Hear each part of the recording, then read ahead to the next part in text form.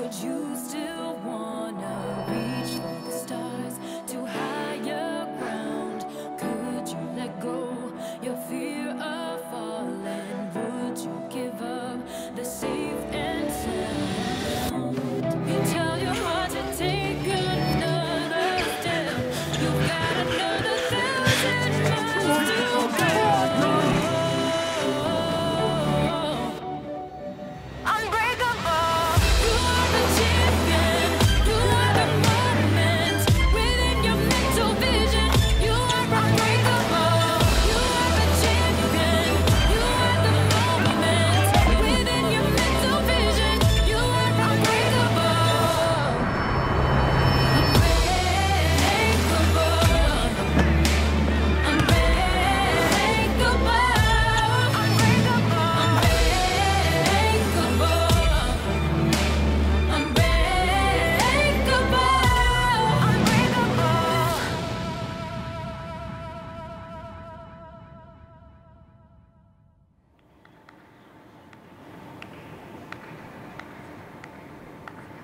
Good morning and welcome back to the Singapore National Stadium for the 4th day of track and field athletics from the 8th ASEAN Para Games held here in Singapore. And if you haven't joined us previously, welcome on board, and you've missed an absolute treat. There's been plenty of action both on the track and in the field. And this morning we've got field events starting at 8:30, women's discus in categories F56, 57 and 54, 55. They will run simultaneously. Men's shot put F54, F44, women's long jump F11 and 12. And look out for that men's 800 metres at 9 o'clock. That features one of the stars from yesterday, Supichai Songpinit, who set an Asian record. A women's 400 metres final at 9:35. Then men's 400 takes over T37, T53 and T54. They are all straight finals. And in amongst that, there will be plenty of victory ceremonies. We had a lot of finals yesterday, and the gold standings at the moment see Indonesia top with 19 goals, Malaysia second with 17, Thailand third with 14, and they're disappointed with that. So the women's discus in 2 categories will be taking place very shortly.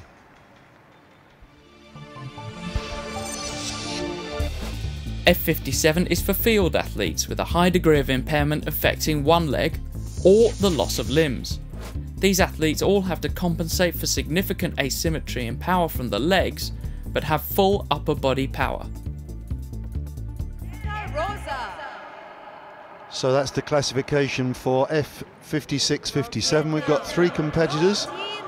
We've got Noi Pinit Montri from Thailand, Yudiana from Indonesia, and Famini from Indonesia as well. And of course Indonesia having a glorious track and field meet at the moment. You're hearing their anthem more often than any of the others. The discuses gleaming, have all been cleaned beautifully in preparation. You can see the weight marked on there, and we can expect a very competitive discus competition. We've also got the F54, 55 final. That will take place simultaneously. That's got a bigger field.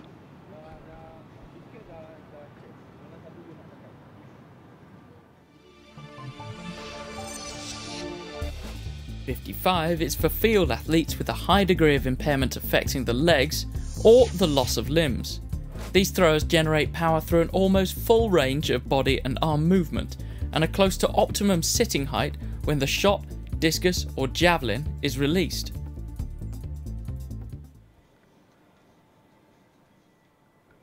So we've got 8 competitors going in the F54, 55 discus competition. They are Tet Hiet Ai from Myanmar, Nazar Win also from Myanmar,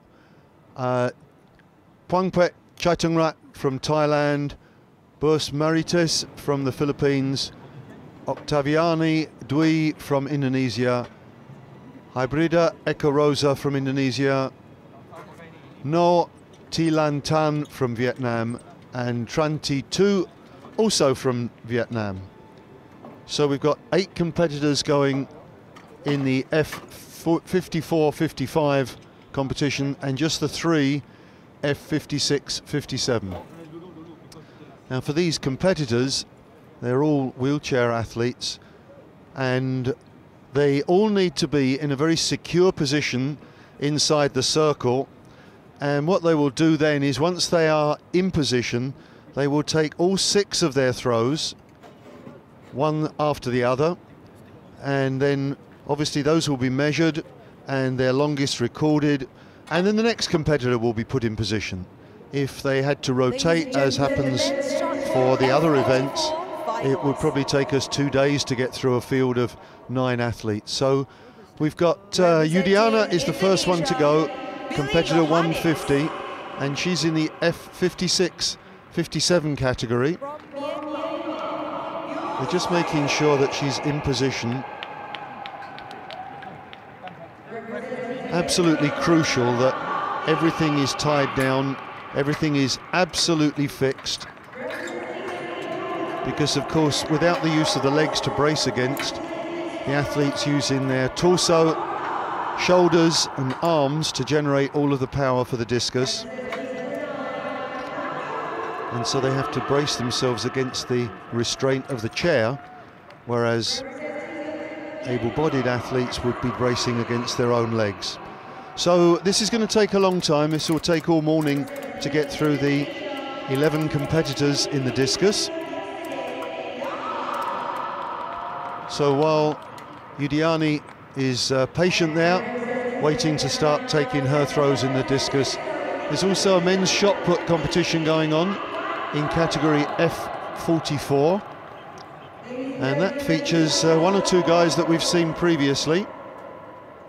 Yesterday we had a look at the discus for the F44 category for men, and we had the gold medalist was Yaya from Indonesia, and he's going again today in the shot put. Now he's a long, lean athlete, very well suited to the discus, not so well suited to the shot put, I would suggest. The silver medalist from yesterday, Phan Van Dung from Vietnam, he's going as well. Now he's a much stronger man. I think he'll be in better place. And Myo Sui, the bronze medalist, he's also going in the discus. Other characters that you might remember from yesterday's javelin, discus rather, Johannes Billy, the ponytailed Indonesian competitor who finished 4th. He was disappointed with that. Look forward to seeing him again a little bit later on. And Dao Tam Bin, the rather dour Vietnamese competitor who finished in last place, he's going again in the discus today. Nok Rota from Cambodia, he's going today. He finished 5th yesterday. And John Vianney Chandao from Brunei, he finished 6th yesterday. We've also in that field got San Hui from Myanmar, who won the gold in the javelin. Rather more suited to the javelin than he is to the shot put, I fancy, but he's going again today, and that should be a very competitive field. So that's the throwing events. We've also got one of the jumps going on. It's the long jump for the F11-12 categories, and in that we've got again 1 or 2 people that we've seen before, including Sunipon Tanamwong from Thailand, who was 5th placed in the 100 metres. Huyn Thi Nan from Vietnam, who was 4th in the 100 metres. And Vu Thi Kim Thuy from Vietnam, who was also 4th in the 100 metres. That competition, the long jump, the women's long jump, is F11 and 12 combined. And so Huyn Thi Nan was 4th in the T11 version of 100 metres. Vu Thi Kim Thuy was 4th in the T12 version. So it gets a little bit complicated, but we'll try and talk you through it. Well, there were lots of highlights yesterday as we take a look at these patient competitors. It's going to take quite a long time to get things sorted out here. Yep, fold your arms, no rush, not going anywhere. Yesterday we witnessed some remarkable performances. Perhaps on the top of the list, Felicia Mikat of Malaysia, adding a 3rd gold medal. She's now won gold in 100, 200 and 400 metres. We have one other triple gold medalist, That's Setio Budihartanto, the Indonesian, who added long jump and triple jump to his 100 metres crown. So he's a triple gold medalist. Perhaps the outstanding performer, Mohammed Rizwan, who set an Asian record in the 100 metres for T36. That's his second gold. Spare a thought for Tran Man Tung from Vietnam, who won his heat of the 200 metres but was disqualified. There's the first throw going out there. You can see it's very difficult to generate a lot of pace, but that's Yudiana with her first throw. Tran Nan Tung from Vietnam disqualified because his guide, the guy who runs with him to show him the way, crossed the line fractionally before him, and of course the competitor must cross the line first to avoid any suspicion that they're being towed around. Heartbreak for Tran Nan Tung in what was an absolutely extraordinary 200-metre race. 4 competitors crossing the line within about 1.5 meters of one another. So Yudiana taking her second throw. They don't measure any of them, though that's a much better throw than the first one. You can see she looked looser there, she was more relaxed. That arc that you can see is the 20-metre mark. I think the best of the throwers will be going over 20 metres.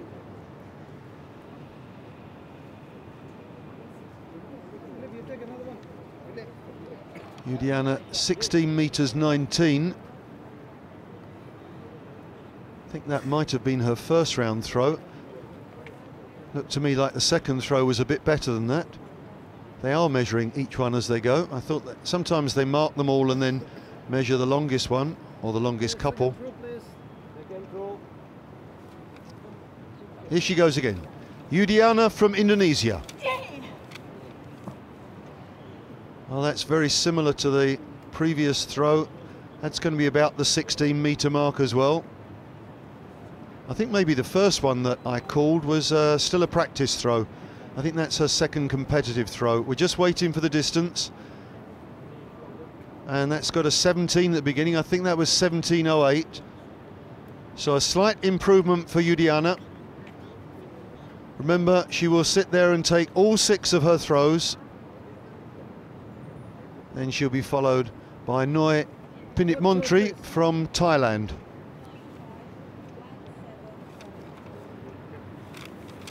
Third throw from Yudiana, and that's going to be very similar again. She's very consistent. May have edged a little bit further.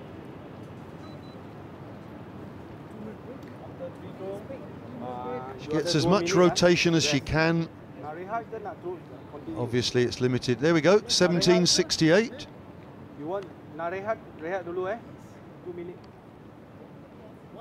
So I'd run through some of the highlights from yesterday.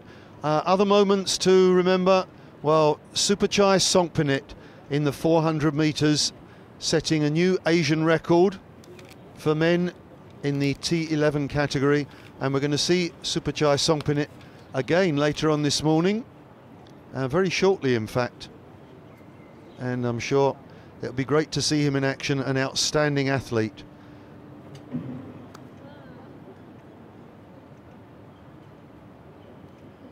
In the T20 category for 400 metres, we had another Asian record set by Philippus Colimau, 49.57. What a fantastic race that was.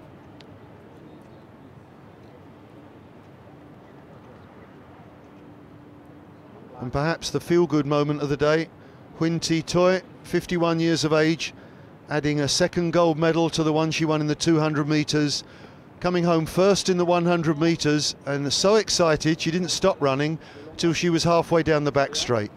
It was a lovely heart-warming moment. 2 golds and a bronze at the age of 51. Magnificent.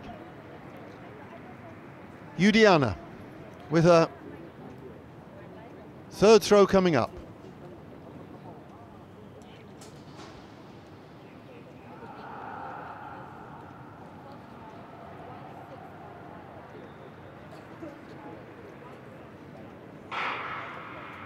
.293 at the front there, you can see that's Noi Pinitmontri. Still recording that third throw at 17.68. Okay, continue. Fourth throw from Juliana. Okay, fourth throw, please.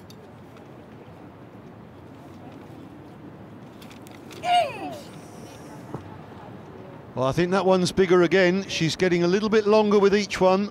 I think that may well have gone over the 18-metre mark. 17.68, her best throw so far. She's definitely loosening up into things.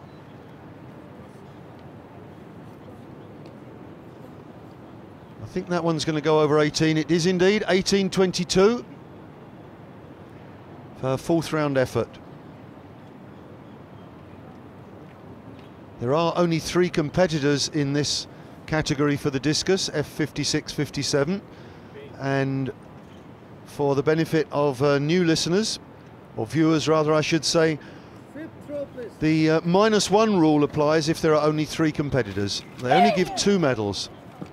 Oh, and that's definitely bigger. That's crossed the 19-metre mark. I just wonder if she can hit the 20 metres with her 6th and final throw. Gradually built. Each throw has been a little bit further than the previous one. That one very close to that 20-metre mark. She's a very accomplished thrower. Clearly you can see the way she's moving her arms and shoulders. She's much looser than she was in the early stages. Well, that's 18.97. I was overstating it there. 3 centimetres shy of the 19-metre mark. Can she hit that 20-metre mark? Juliana from Indonesia, 6th and final throw. No, it's coming up a little bit short again. And she's completed her 6 throws, very consistent, gradually getting longer with each one, but I think that 6th one may be a bit shy of 18.97, her 5th effort.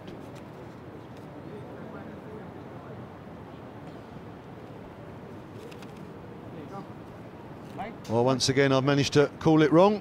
19.03. Increased it by 6 centimetres. So a good series of throws. Each throw a little bit further than its predecessor. So while they change things over for Noi, some other moments from yesterday. Well, from Singaporeans' point of view, their first medal in the track and field, Zach Liao taking the silver medal in the T37 1500 metres. And I was reading Zach Liao's story, a remarkable tale. Hit in a bicycle accident, told he would never walk again, and just through sheer grit and determination, not only walking but running and competing in the ASEAN Para Games. Says he got a little bit over-ambitious. I think on the 3rd lap, as I was calling it, he was closing the gap on Timin, and really Timin is a much more accomplished athlete at this stage of their careers, and Zach Liao paid the price for that. As he came across the line, he was absolutely shattered, collapsed to the ground. The attendants rushed over to see to him, but he was up and on his feet and all smiles a little bit later, and we'll see Zach back in action again later on today. I think he's going in the 400 metres. So well done, Zach Liao. Singapore's first track and field medal of these games, and a heartwarming story. And I guess it would be fair to say that for many, many of these athletes, there would be a similar tale to tell. So that's run you through the highlights, the serious and the less serious ones. Perhaps the final one for me, a mention for Kristiani Putih of Indonesia, who for me had the hairstyle of the day. A magnificent cockatoo look in a wonderful, I think we're going with magenta for the colour. My wife would probably disagree, but it was an absolutely outstanding effort from Kristiani Putih on the hair front. So we're now getting our second competitor into place, Noi Pinitmontri from Thailand. Juliana was the elder statesman in this tournament, 46 years of age. By comparison, Noi Pinitmontri is a spring chicken. She's just 39 years of age. Very powerfully built across the shoulders and the arms. Just adjusting the position, needs to get absolutely right.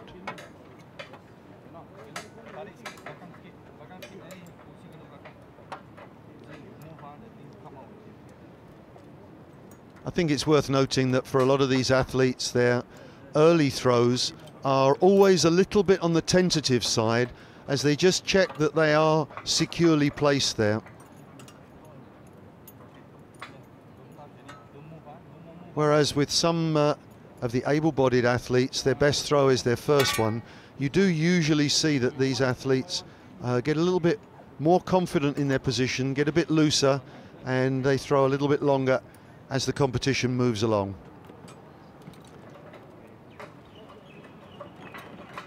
Probably particularly appropriate for the discus, where there's a certain amount of rotation as well.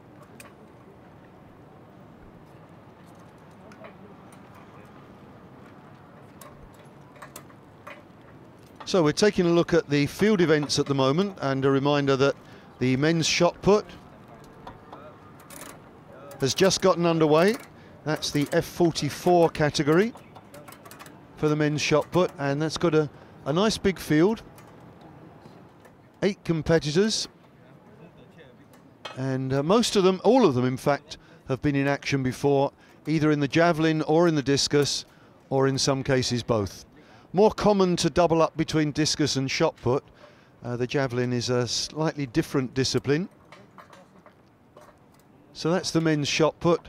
And for the jumps, we've got the women's long jump. That will be starting shortly.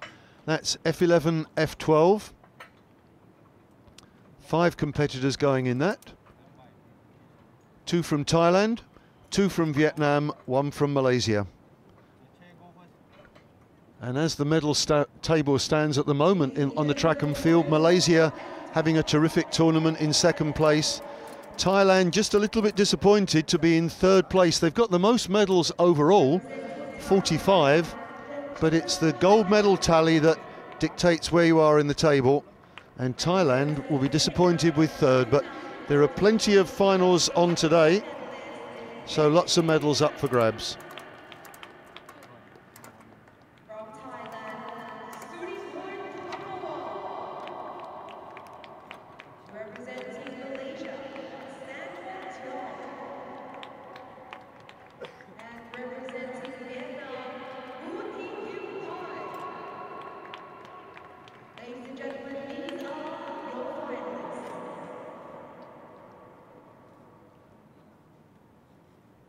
So confirmation, Noi Pinipmuntri is almost set for her first throw in the women's F56-57 discus competition.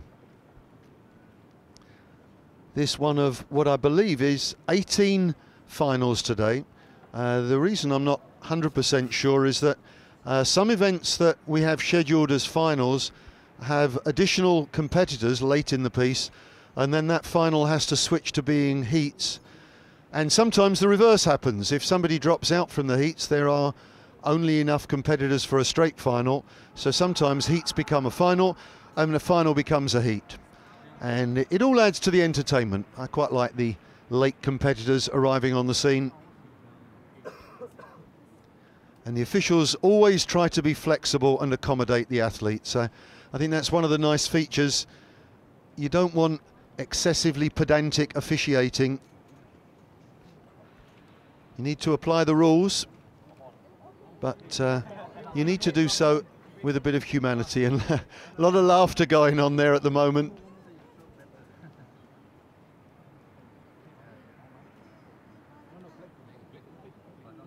You have to like the throwers. They're real characters. They tend to sort of hark back to a kind of hippie era. They're very competitive with one another, but very frequently you'll see they compete in shot and discus, sometimes javelin as well. So they spend a lot of time with one another. They get to like each other, and you can watch and admire the work of your competitors and then just go in there and do the best you can. Very laid-back characters, and I think everything is set. We're going to get the first throw from Noi Pinitmontri. Well, that's just a loosener, isn't it? And I'm thinking 11 metres, 12 metres maybe. Just a little bit of a loosener. Or in fact, it is genuinely a loosener. That's another practice throw. Okay, practice too.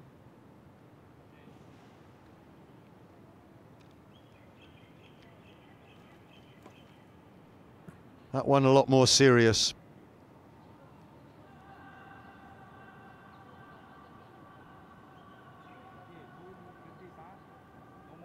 That one would have been out at about 12, 13 metres.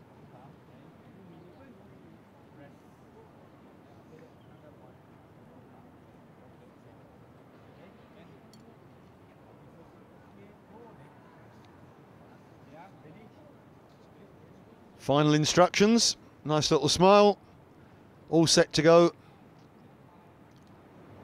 So she's lobbed a couple out there at around 12 and then 15 metres.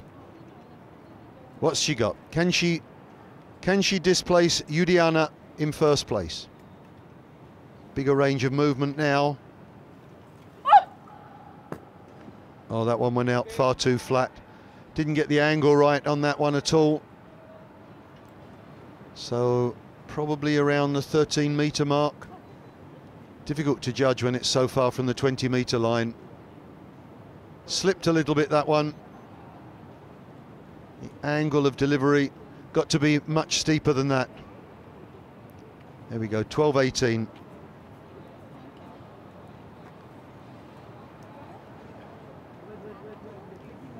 Second attempt. Second throw.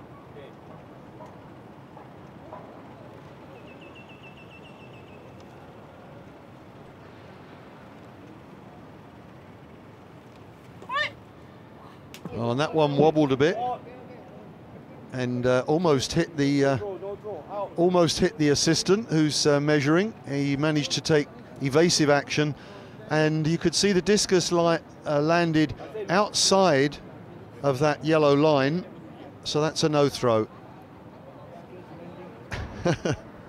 You've got to be on your toes. Good job he was paying attention. So third throw. Held on to the discus a little too long, that's why she hooked it. First throw, rather flat. Doesn't have as big a range of movement as Yudiana had. Third throw. So she's really just using her arm and shoulder here. The trunk not really being deployed very much at all. It's all arm. That one's better. That's appreciably better. That's going to be around the 16-metre mark. Probably a bit over 16 metres. That's much more like it.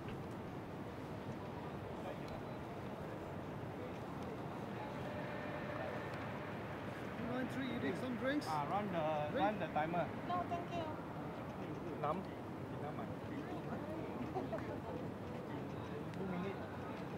Well, I overestimated that one a bit, 15.10, but an appreciable improvement on the 12.18 in the first round.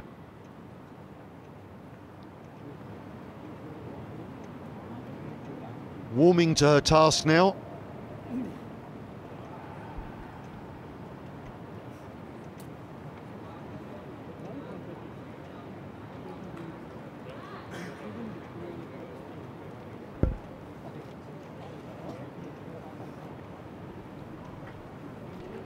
Fourth throw.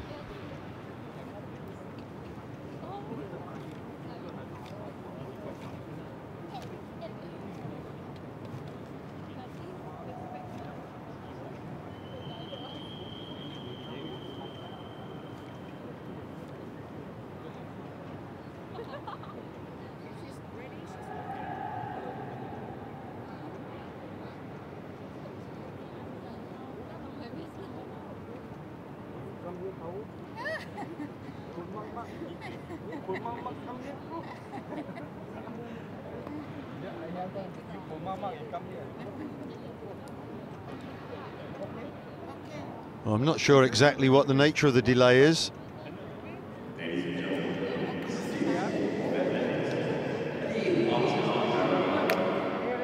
Obviously can't throw while those people are inside the net.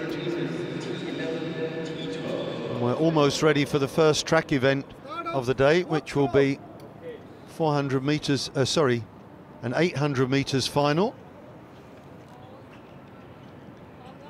Here we go, fourth throw. Oh, and that's an awfully low one. And she's pretty embarrassed by that. Red flag, once again, outside the yellow lines. Nice smile on the face.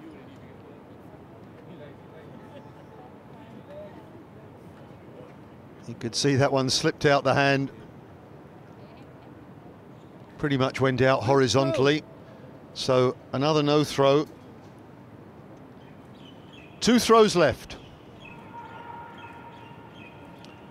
And here we have on the track the first track event of the day, which is the men's 800 meters in the T11 and T12 categories.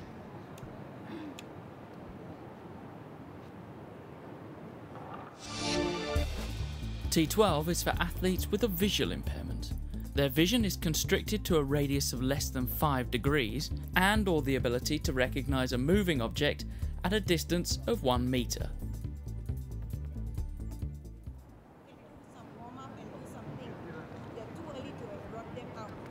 Well, here are the runners in the men's 800 metres. Huynh Van Binh from Vietnam, who took bronze in the T12 400 metres.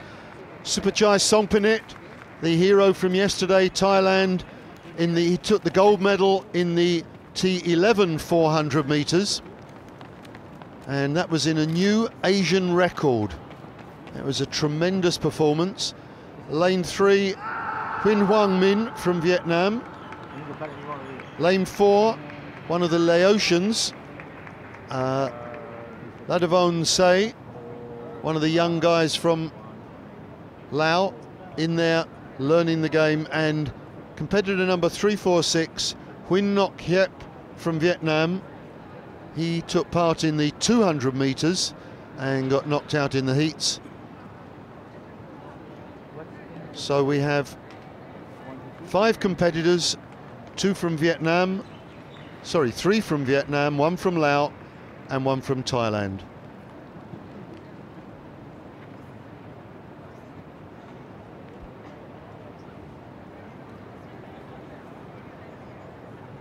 The 800 metres, as I'm sure you're all aware, is 2 laps of the track. Each of the runners has a guide.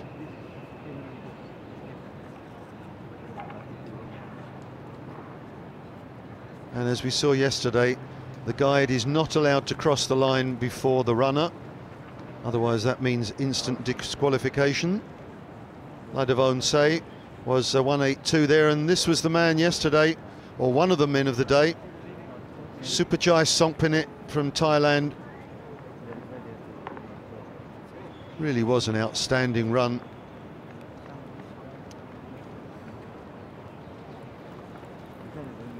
Got the pace that would allow him to definitely run below 2:10 for 800 metres. And 3:48, Huynh Van Binh. Now, Huynh Van Binh is in category T12, which means that he does have sufficient sight that he can run without the guide. In lane 3, Huynh Hoang Minh is also in the T12 category, and he's going without a guide as well. Whereas the other 3, the T11 competitors, Supachai Songphanit and Ladavon Say and Huynh Ngoc Hiep, they've all got guides and they've got masks over to ensure that they are completely in the dark.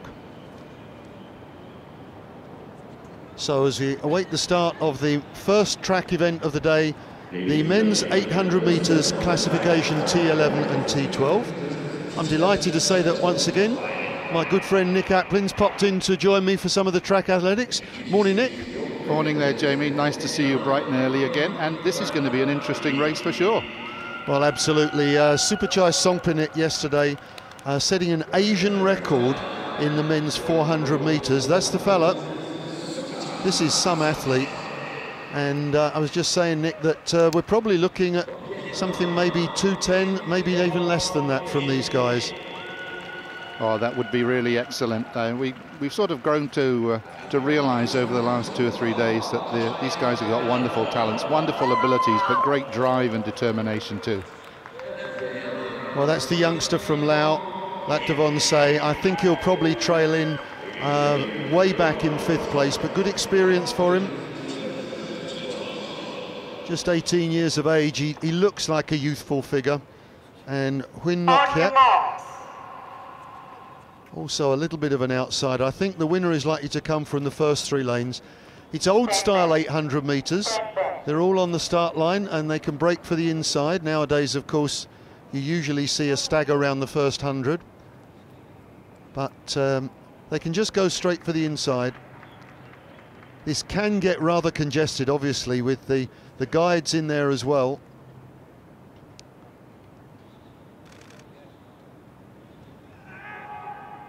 You can see there are 8 athletes on the line there. That's 3 guides and 5 athletes. And of course the guides themselves have to be athletes of considerable ability to be able to keep up with the competitors. And they're away. And you can see Huyn Hoang Minh from Vietnam has gone out into the lead. Now, we saw a pedestrian pace in the 1500 metres yesterday. This is far from pedestrian, Nick. Well, you're absolutely right, and I'm a bit confused at the front there. They've split. This is very... No, Nick, the 2 front runners are T12 categories, so they're entitled to a guide, but they don't have to have a guide. So in the front, we've got Huyn Hoang Minh, and he's leading from Huyn Van Binh, the 2 Vietnamese, and inevitably they're being followed by Superchai Songpinit. And I think it's pretty clear, Nick, the winner's likely to come from one of these 3. Well, absolutely right. At least my apologies there for misunderstanding the situation. What's good now is that the pair with the guide, they're right on their heels. They're using them as pacemakers. Well, very true, and of course Superchai Songpinit, a great athlete, and they've gone through in about 61, 62, so they're definitely on to break 210. We might be looking at a time around 205, 206, and still pushing on. We've got Huyn Hoang Minh out in front. He's just extending his lead a little bit. In second place, Huyn Van Binh. The Thai Superchai Songpinit is struggling a bit now. He's a 400-metre specialist. He hasn't got the stamina, but I think Huyn Van Binh has got the run in him. Huyn Van Binh coming up onto the shoulder of his compatriot, Huyn Hoang Minh.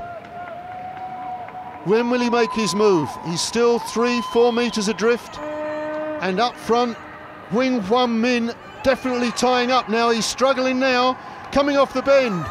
Huyn Van Binh.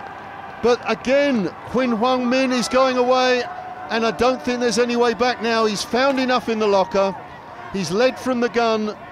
Huyn Hoang Minh is going to take the gold medal. It's going to be around 204, 204.62. First and second to the Vietnamese. And Superchai Songpinit will have to settle for the bronze. And I'd be interested to see what the time was with the pair coming up behind them. They slowed down dramatically, but even then, very, very gutsy sort of run on a day like today. So the mini competition between the 2 T12 athletes goes to Huyn Hoang Minh, who led from the gun to the take. Huyn Van Binh looked as if he might be able to reel him in at one stage there, but just never quite got on terms. And there's Superchai Songpinit. Can't help thinking, Nick, that for a 400-metre runner, he'll have done that and he'll thought, why did I do that? Why was that a good idea? Well, you sort of automatically think of somebody who's going to do 400, maybe they're capable of 100 and 200, they're sprinters, but to go to the middle distance race as well, that's really pushing it. That's really pushing it, and Nick is of an age that he will remember White Lightning, the great Cuban Alberto Juantorena. Indeed I do, but I must say that when I hear 800 metres I think of Coe and Ovett, sorry. Yes, Juantorena definitely wasn't a Coe or Ovett type, about 6'7", with one of the longest strides I think I've ever seen on an athlete, but an amazing competitor. And of course he was an Olympic champion at 400 and 800. It's a good run. This is Huynh Huang Min. You can see as he's struggling there in the home straight. Athletes always do this, they wander off from the curb, don't they? You can see his teeth gritted, his eyes reeling. He's given everything. It's a tough event, but it's a very good time.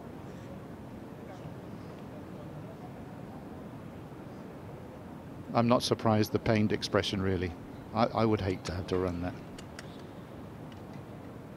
Well, that was actually my distance, Nick. So, but I never managed to break 2:10 as a veteran athlete in Singapore. But 800 metres is for those of us who actually can't sprint. Those of us who like running but can't sprint. So 800 and upwards, that's what we go for. So that's the first track event of the day. Left me a little bit breathless, I have to say. We've got plenty more action coming throughout the morning. We've got men's 400s, women's 400s. We've got plenty of victory ceremonies later on to round off the morning. We've still got the discus going on, the ladies in the discus that we were taking a look at earlier. We've got the men's shot put in the F44 category. We've got the women's long jump in F11, F12 category. And the next on the track that we've got is the men's 400 metres in the T36, 38 category, where we've got some very talented athletes, including one of the stars from yesterday, Mohammed Ridwan from Malaysia, who set an Asian record in the 100 metres and a games record in the 200 metres prior to that. Here's the F42, 43 category, men's discus. That was an event that took place yesterday, and we're going to have the prize presentation for that very shortly. Quite reasonable distances those, you know, 34, 33 metres. Not an easy event at all. I sort of decline to engage in too much in discus.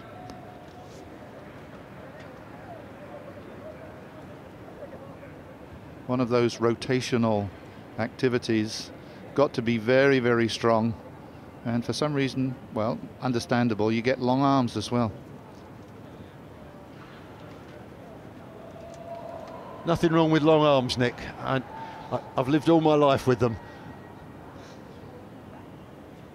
Well, as long as the long arms go with the long legs, you're okay. You're all balanced. Yeah.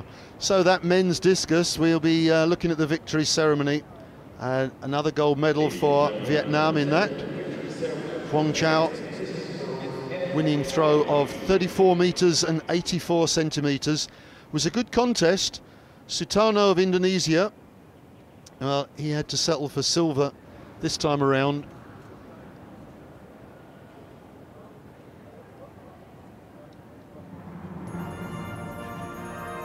So the familiar strains of the music, and the athletes come out to receive their awards.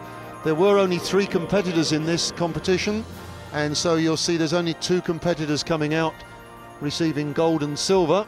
Medals will be presented by Colonel Chaw Saw, member ASEAN Parasports Federation.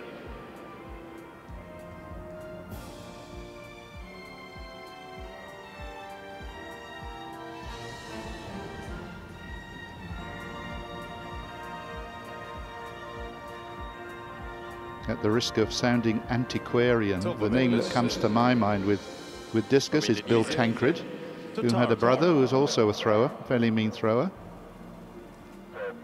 Well, that's a prodigious memory there, Nick. Good effort. I must admit, the two of us together with John Burgess have been rolling back the years.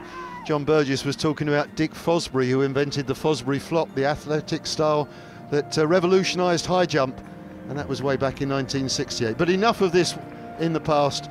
Sutarno of Indonesia taking the silver medal, a throw of 33 metres and 88 centimetres in the fourth round. As with so many of these competitors, gradually warmed to the competition, just couldn't pull out the big one. Good competition though. Vietnam, Vung Chao.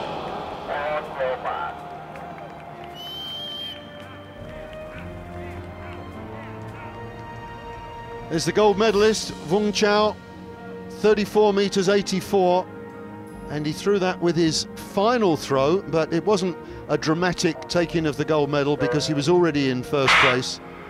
He had two other throws over 34 metres, so a good consistent set of throws from an outstanding athlete.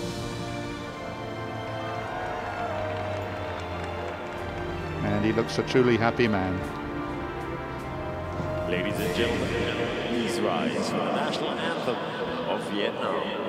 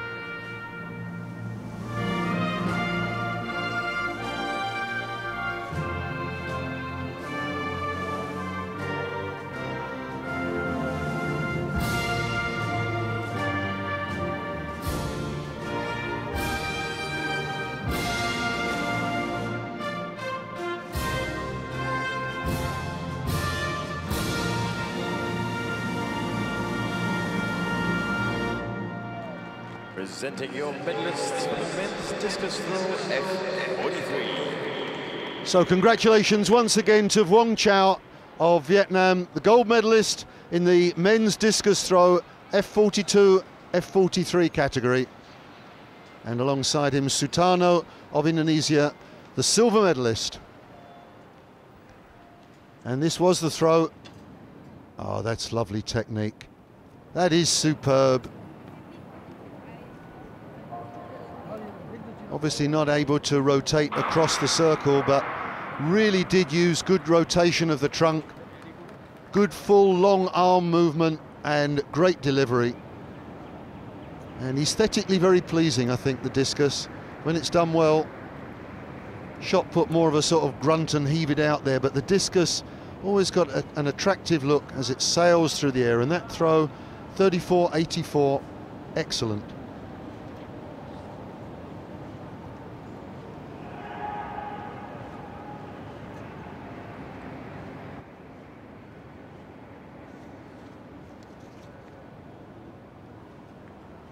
Well, we are due for another ceremony shortly, and that's the men's discus in the F44 category, although the schedule is subject to change. Depends on availability of the athletes, of the presenters, and of course the sequence of events out in the track. So we need to be flexible at all times.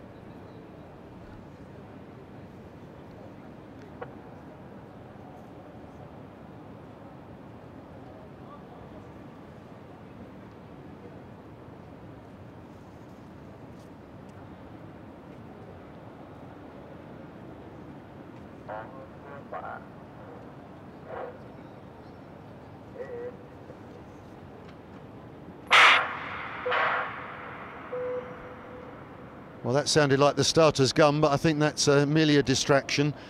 We've got a men's 400 metres going, scheduled for 9:25. So that's about 10 minutes time. That's the T38 category. That will be followed by a women's 400 metres in the T47 category.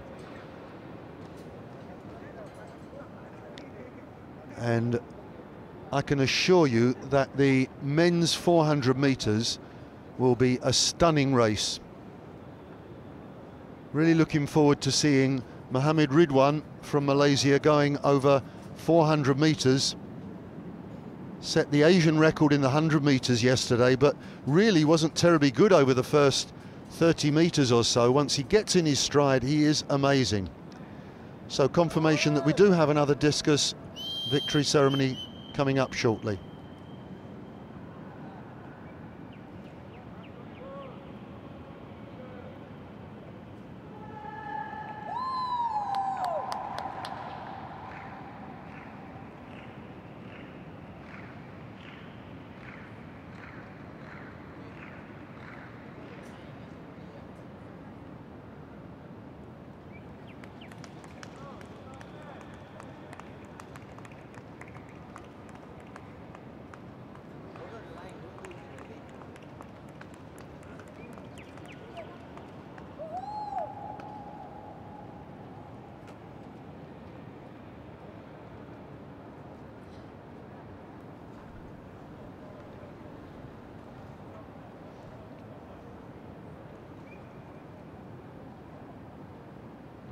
Famini of Indonesia, 1865, her best throw so far, which puts her in the silver medal position. She can't quite get it out there close to the 20, close enough to the 20-metre mark. She's chasing her fellow countrywoman Yudiana's best throw of 1903. She's close. She's in silver medal position, 1797. You can see she's been unstrapped here. That was her 6th and final throw. And so she's going to have to settle for the silver medal. It's Yudiana of Indonesia with the gold. It's Famini of Indonesia with the silver. And Noi Pinitmontri from Thailand will finish in 3rd place, but with the -1 rule, that means that there's no medal for the Thai, because if there are only 3 competitors, then there are only 2 medals awarded. May sound a bit harsh, but I think the feeling is that to get a medal, you need to beat somebody, hence what they call the -1 rule. If there's 4 or more competitors, no problem, gold, silver, bronze. 3 competitors, just gold and silver. 2 competitors, just gold. And I think perhaps a little bit harshly, if you have an event with only 1 competitor, then the gold is only awarded if you beat the game's record. Tough regulation, but there we go. So that's completed the F42-43 discus. Now the focus moves over to the F44. Sorry, the lost my way there. The F56-57 discus.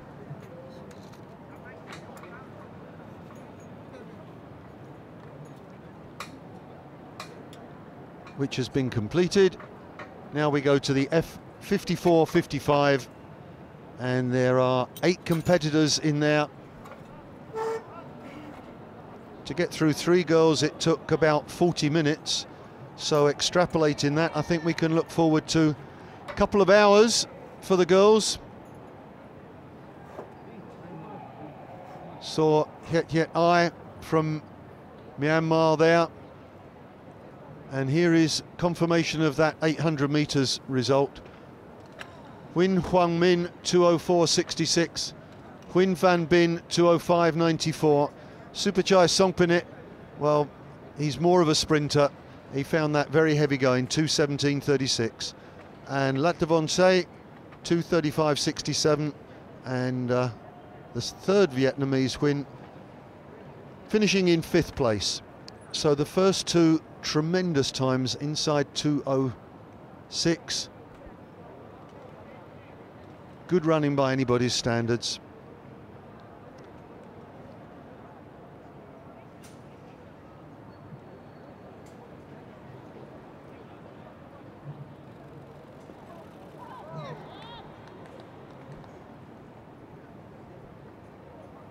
So confirmation that the next track event will be the men's 400 metres, and that's covering categories T36 and T38.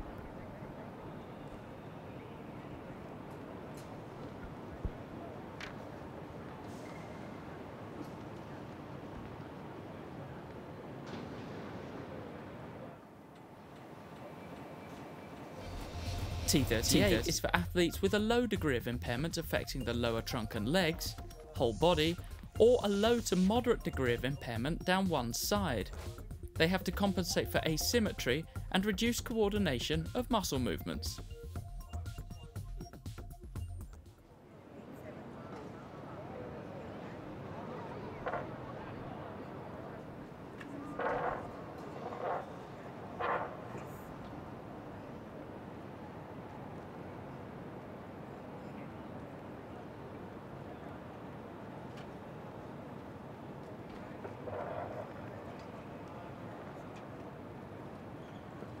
So here are the runners in the men's 400 metres. Some familiar names.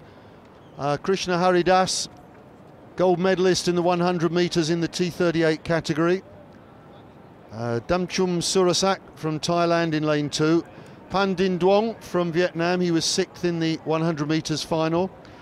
Mohammed Ridwan from Malaysia, lane 4. If you haven't seen him run before, you're in for a treat. Gold medalist in the 100 metres, gold medalist in the 200 metres, games record in both, and Asian record in the 100 metres. This is a quick athlete. Suyono of Indonesia goes in lane 5. Mohammed Ridwan Emiri of Malaysia goes in lane 6.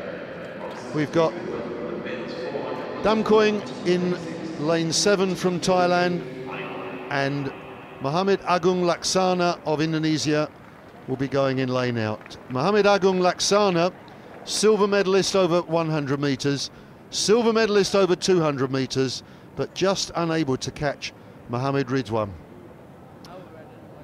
So there we get a view from behind of Suyono.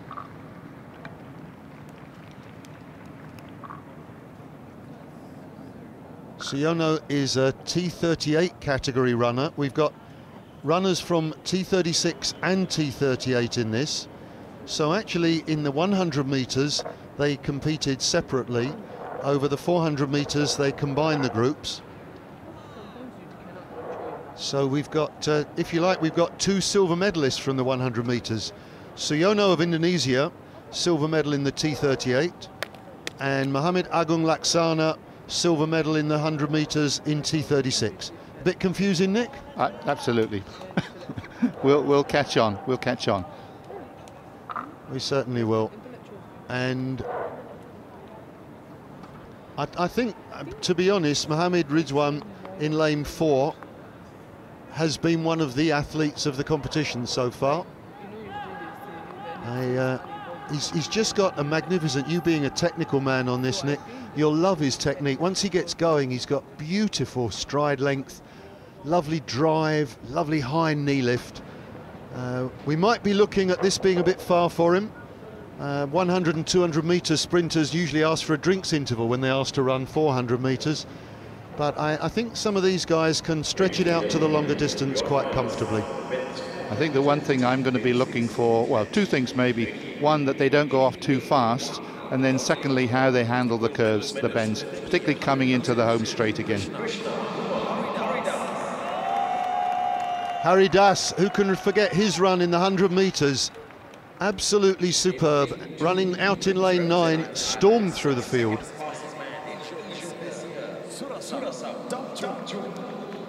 Surasak Damchum from Thailand, one of the youngsters, just 18 years of age.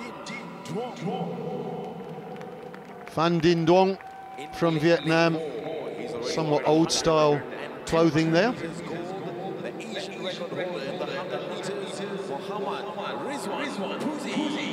Well, that's his familiar clawing pose, and he claws everybody back.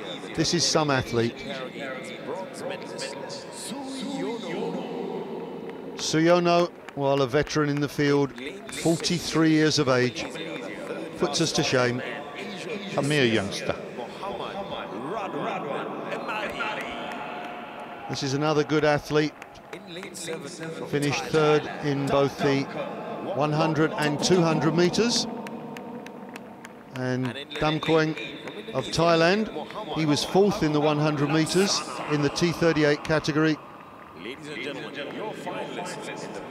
Mohammed Agung Laksana, he's another one to look out for.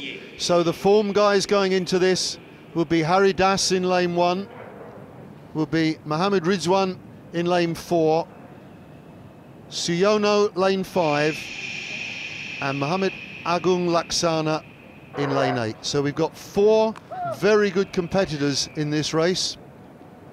I think the winner will come from one of those 4 lanes. Look out for 1, 4, 5 and 8.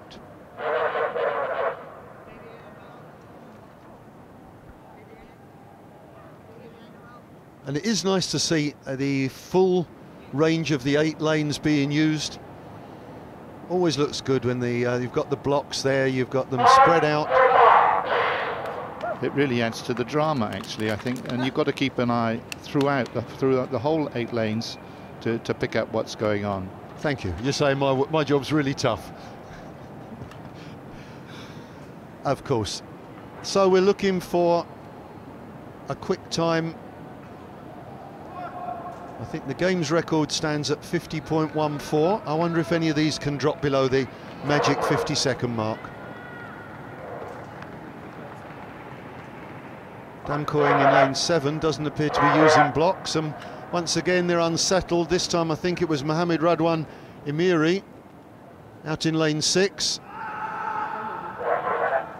You see, I knew you were good. You spotted him straight away.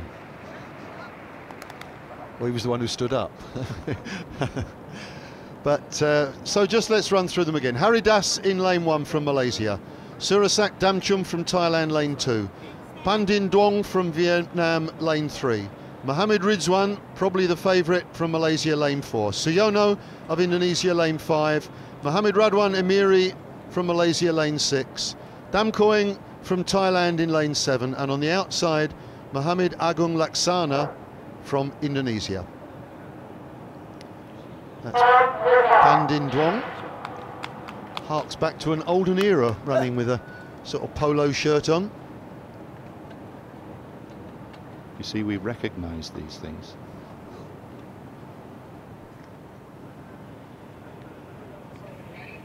Damkoing in lane 7, declining to use the blocks. If there's no great advantage in using the blocks, then you might as well stand up and run from that position. At least you know you'll be balanced. This time they're off. So we've got the stagger to unwind. Lane 6, Mohammed Radwan Emiri off to a good start. And just inside him, Suyono going very well. And inside him, Mohammed Ridwan. Now those two could be the competitors, and inside lane 1, Harry Das. So as expected, it's Harry Das, there's Suyono, he's narrowly followed by Mohammed Rizwan, right on his shoulder. I think Mohammed Rizwan's slightly in the lead at the moment, but he is a sprinter. He's beginning to tie up a little. Harry Das coming through in lane 1. Mohammed Rizwan struggling a bit. Suyono keeping the form going well. It's those 3, and inside Surasak is coming with a good run. And on the inside, Harry Das is in the lead. Harry Das from Surasak Damchum. It looks like the Malaysian Harry Das has got it in him. The sprinters run out of it. And is he going to catch him on the line? Surasak Damchum, he's coming up. Oh, he's just fallen short. What a finish. Harry Das gets gold. Surasak Damchum silver. And that's an extraordinary race, Nick. I thought he got him on the line, but he just failed short. Oh, it was tragedy. He was there. He was definitely going to edge him. He just needed an extra step at the same sort of rhythm, the same tempo, and he was there. What a great time, 57 seconds. But that one goes down in the annals. That was a heroic but tragic finish. Well, that just shows how much this has taken out of these guys. It really is a man killer, the 400 metres, and all of the form athletes did well, but Surasak Damchum was somebody we haven't seen earlier in the competition. Mohammed Rizwan there, running in lane 4, he's got this great style, but he used up so much energy. By the time he got into the home straight, had nothing left. On the inside, Harry Das, much less energy expended there. He's got quite a low knee lift, but he just keeps moving forward quickly. And just inside him, Surasak Damchum. It almost looked like he ducked for the line a little bit too early there, as if the beginning of the numbers was the line instead of the end of the numbers. And a word of credit too for the veteran just outside them. He kept his form very, very well. The 42-year-old, I believe, but he was doing very, very well. Yeah, Suyono, the 43-year-old, in fact, from Indonesia. It's a good run, but Hari Das takes a second gold medal to go with the gold that he won in the 100 metres. And we haven't had the 200 metres in the T38 category yet, but I think he's probably going to go into that as a red-hot favourite as well. Get the treble. Yep. So another of the double gold medalists. We have a number of them now. 2 athletes with 3 gold medals as well.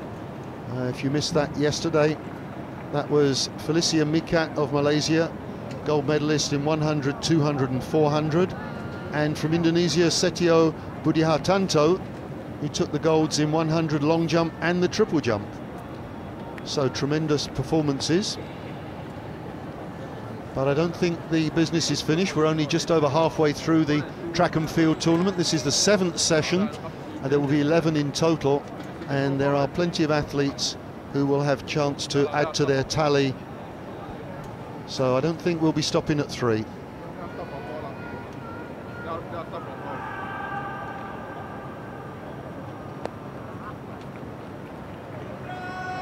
So the next event on the track is another 400 metres final. This time we're over to the ladies. T45, 46 and 47.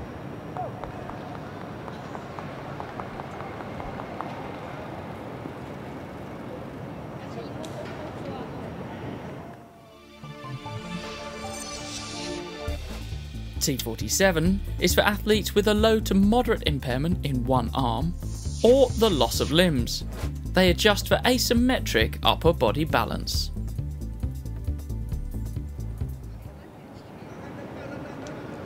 Well, here are the 4 competitors for the women's 400 metres. If the names look a little bit familiar, then you've probably seen them in the 100 metres, or if you missed that, you might have seen them in the 200 metres. So we've got the same 4 competitors, and they finished in the same order in both 100 and 200. So the gold medalist from both of them was Nanda Shalilha. I always do that, throw too many Ha's in there. Nanda Shalilha from Indonesia, and she's just 16 years of age and is a very, very swift runner indeed. The silver medalist from both of those events was Gagun Pagjirapon from Thailand. Now, she isn't slight of physique, she's a powerfully built runner, but hasn't just been able to run down Nanda Shalilha so far. The bronze medal has gone both times to Nanda Lin from Myanmar, and in 4th place we've had Srun Bunteng from Cambodia. Now that's the stocky figure of the Thai Gagun Pagjirapon.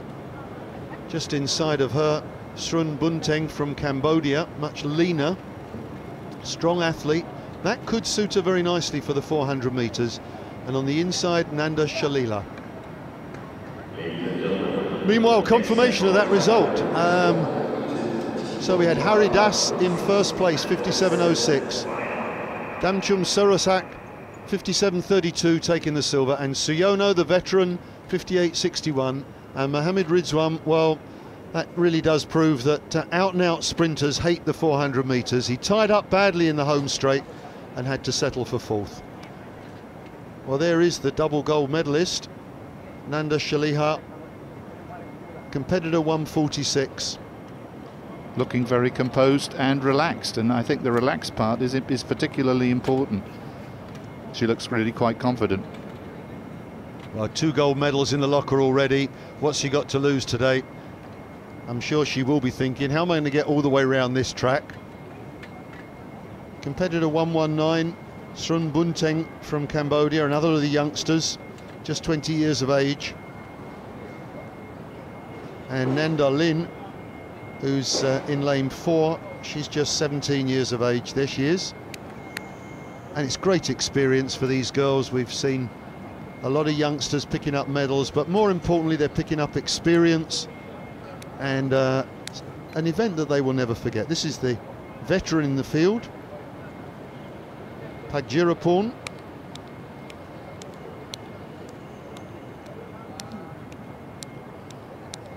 I've I've got a feeling this could be her event, you know, Nick. She's a very strong athlete, and I think Nanda Shaliha is, she's no waif, no question at all there, but I think she might struggle over the last 100 metres or so.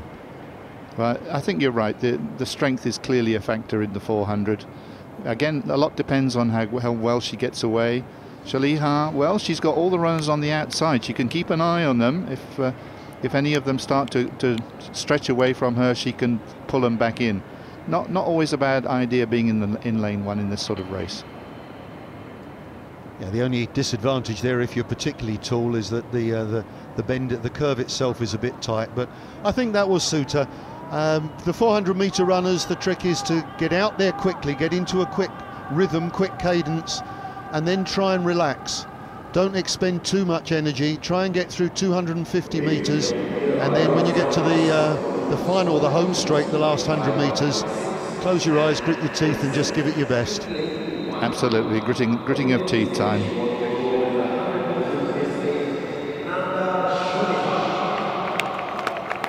He's been introduced to the crowd, double gold medalist, lovely smile. Srum Bunteng, who'll be delighted that I knocked 10 years off her age earlier on. Never mind. Gagun Pagjirapon from Thailand, 2 silver medals. Can she make this one the gold? Well, she looks very young, this girl. She does indeed, and being from Myanmar, that powder that she's wearing on the cheeks, wherever you go in Myanmar, you see they wear that. It shuts out the ultraviolet rays, and it's also a moisturizer and protects their cheeks from the damaging effects of the sun up there. It's made from wood. You grind it up and apply it as a paste. Haven't used it myself yet. Well, you're a well-travelled man, Jamie. I would never have known any of that detail. I was in Myanmar just last weekend, and I actually travelled back with the Burmese team. They happened to be on my flight, and they were in fine spirits. They really were a great bunch. So, final of the women's 400 metres. Lane 1, Nanda Shaliha. Lane 2, Srum Bunteng. Lane 3, Gagun Pagjirapon. And lane 4, Nanda Lin. 1 lap of the track.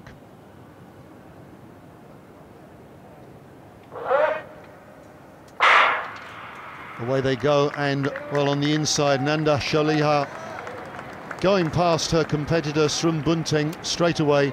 And my feeling is that those 3 are pretty much in sequence at the moment, but the Indonesian definitely in the lead. Now, is she going out too quickly? She is the best sprinter in the field. She's going past Pagjirapon, but Pagjirapon very strong later in the race. The youngster from Myanmar, Nanda Lin's going well, but I'm pretty sure she's gone off too quickly. So now Nanda Shaliha in the lead. Second place, Gagun Pagjirapon. Now, has the Thai got it? You can see her strength now. You can see Nanda Shaliha beginning to tie up, but she's 10 metres adrift. What's the Thai got left? Nanda Shaliha, Gagun Pagjirapon. It's a big lead. She's running in glue, but she's got enough there. She's going to get across the line. She's really given it everything. Nanda Shaliha could come in for her 3rd gold, and once again Gagun Pagjirapon has to settle for silver. Well, you hit the nail on the head there, Jamie. She really did go out too fast. Confidence, adrenaline, I'm not really sure what it was, but at the end she was struggling, but indeed she made it. Made it indeed, and well, kisses the country's flag, and she'll be looking forward to hearing her nation's national anthem yet again. They're top of the table in the track and field. They're having a wonderful competition, and in no small part is it attributable to this young lady. There, congratulations, that's good. This young lady, suffering of course, but still smiling at the end. Well, Nanda Lin, if you're a young athlete in particular, Nick, the temptation to blast away early on, and of course you feel good, don't you? You're going down the back straight, and you're thinking, I feel great here, and you've forgotten you've got another 250, 280 metres to sprint. Spoken from bitter experience there. I can judge that. Let's take a look at the race again. Well, Srum Bunteng really never got in the race, but she's got this lovely stride, hasn't she? She maximises the use of the stride, but once she gets into the home straight, the knees drop, the stride length shortens, and to be honest, that's where the upper body strength can come into play. You can drive yourself on by driving the arms, and of course that's a limited value for these athletes. And once again, Gagum Pajirapon, she never knows when she's beaten, this girl. Well, the ultimate success, the treble. She's a happy young lady. Very, very impressive. The next time she runs, maybe somebody's going to say, look, take it a little bit easier down that back straight. Anyway, she made it. She had enough juice, enough petrol in the tank, and there we are, a treble winner at the ASEAN Para Games. Well, thank you very much, Nick, for joining me. I know you've got a lot of badminton on today, and I hear you might even be doing some table tennis as well. So the multi-sport Nick Applin will be making his way out. Thank you very much for joining me once again. So the prize presentation, and we're looking here at the men's 800 metres T11, T12. Bronze medalist from Thailand, Supachai Songpinit. So this is the race that we saw earlier this morning. Supachai Songpinit, well, 800 metres was asking a lot of him, but he's managed to add a bronze medal.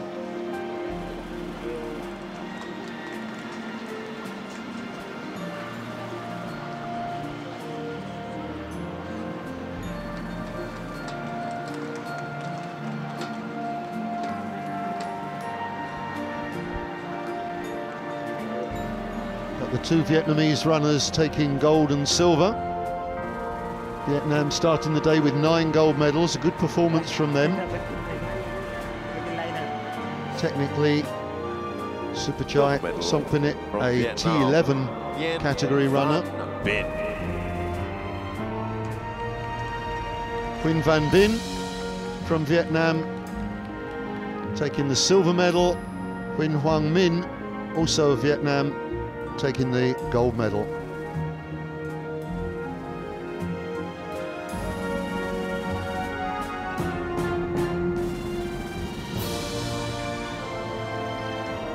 There we have the silver medals.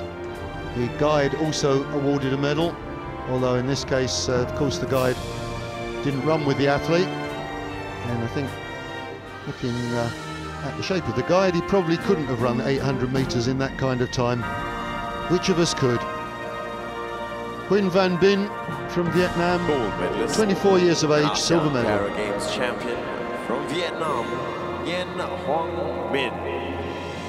But there's the champion, the gold medalist, Quinn Hoang Minh, 22 years of age. Led from the gun all the way to the tape. Never really looked in any trouble.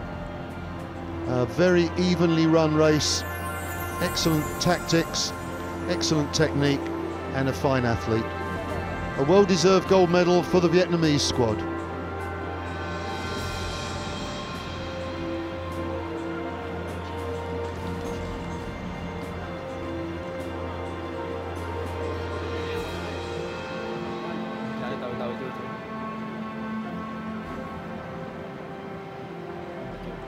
Ladies and gentlemen, please rise for the national anthem of Vietnam.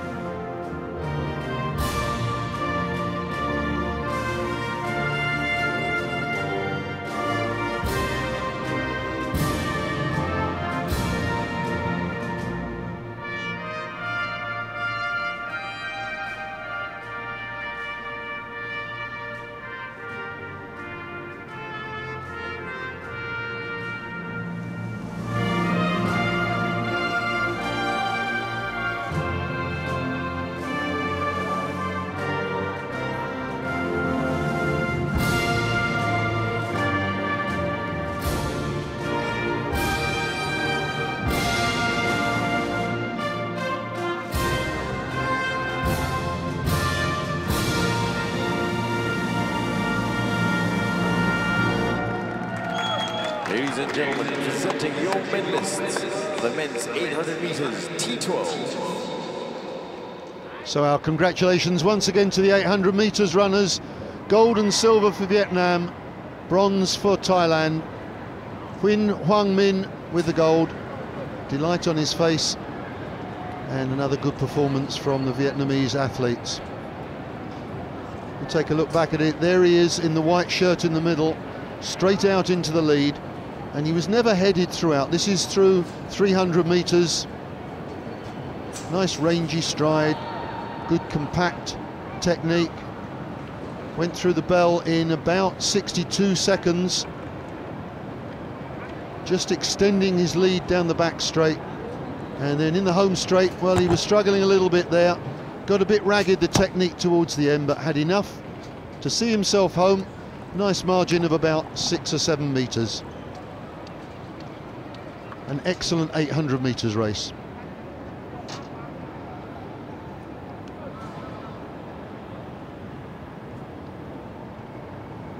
Well, we were scheduled next for heats of the men's 400 metres in the T37 category, but because a competitor dropped out, that will now become a straight final, so those heats are scrapped. So we'll go on to more victory ceremonies, this time the 400 metres in T38. And here's the result of that 400 metres that we've just watched. Nanda Shaliha, 106.34, good time. Gagun Pajirapon, 107.13. Nanda Lin, 113.05. And the Cambodian runner, well, she took part and she ensured that everybody in the race did get a medal, so all 3 medals awarded, and we like to see that. The men's 400 metres T36-38 victory ceremony coming up next.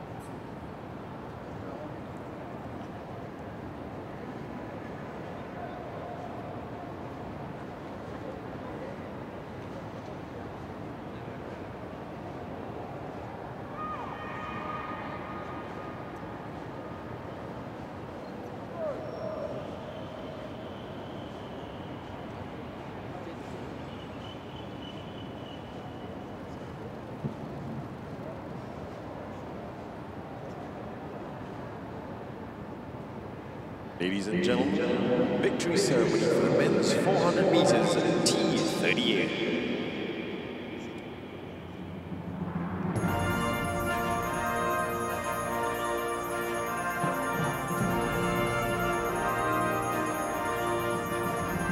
Please welcome the medalists.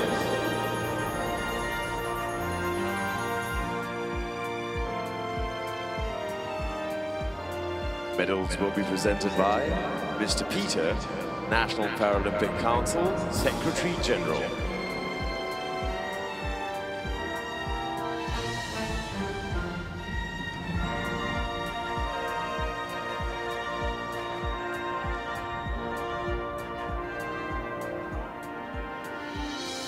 Bronze medalist representing Indonesia, Suyono. Suyono, the veteran athlete, now 43 years of age, still quick enough to win the bronze medal in the men's 400 metres to follow up on the silver that he took in his category of the 200 metres. Good effort, never really in contention for the gold medal, but undoubtedly a fine run.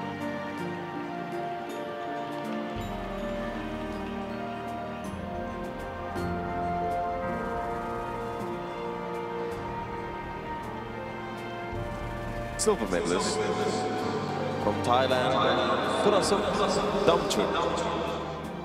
Surasak Damchum from Thailand, 18 years of age, and he looks very youthful, doesn't he? It was a good run. Silver medalist, pushed all the way, but just couldn't get on terms with Hari Das.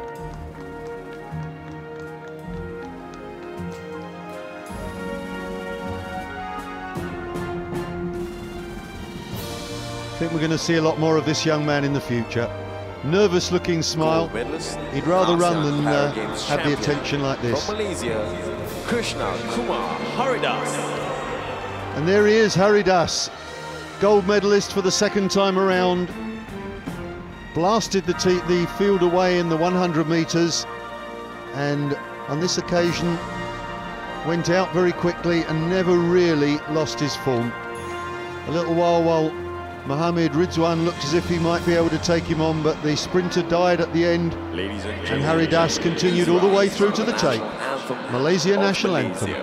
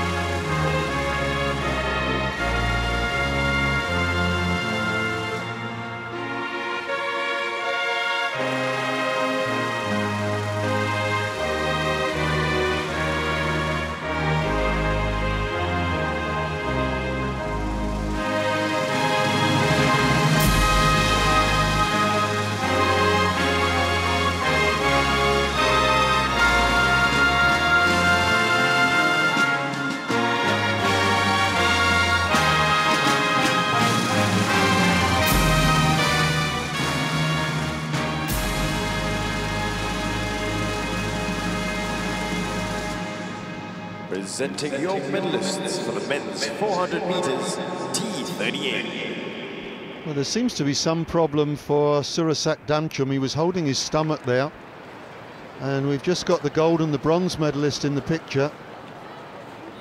Not quite sure what the problem was with Surasak Damchum. Young man a little bit overwhelmed by the occasion. It's a shame that he's not in the picture there. I saw the Thai officials coming over to help him. Well, he did a lot better in the race itself. There he goes in lane 2. That's the veteran Suyono, who was being chased down by Mohammed Ridwan, who at this stage looked as if he could take the gold, but Mohammed Ridwan beginning to rock and roll there, On the inside, Harry Das had just sneaked into the lead, and by this stage Surasak Damchum had been kind of towed round by Harry Das. Tried his best to get on terms, almost made it, and just came up short. But the youngster's got a great future. At that stage, 5 metres from the line, it looked to all the world that Surasak Damchum was going to get up, but just lost his rhythm, just tried to dip a little bit too early, and Harry Das held on. Super race.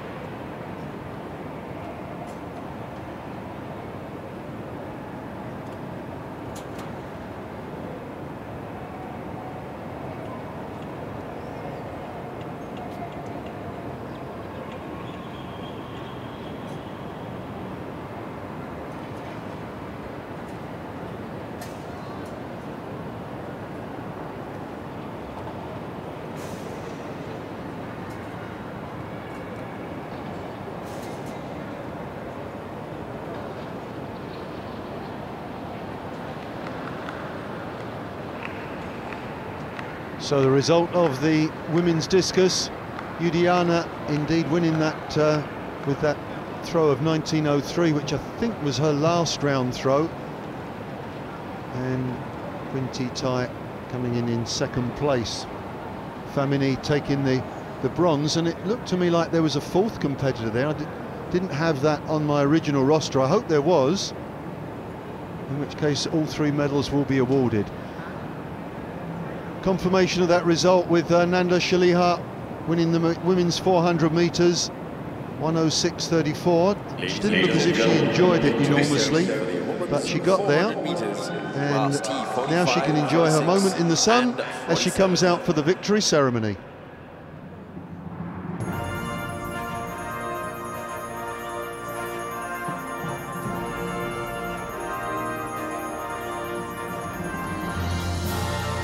Please welcome the medalists.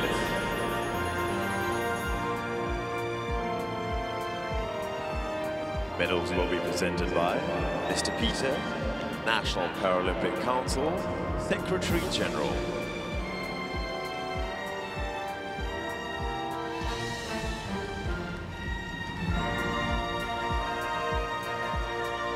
Bronze medalist, representing Myanmar, Nanda Lin.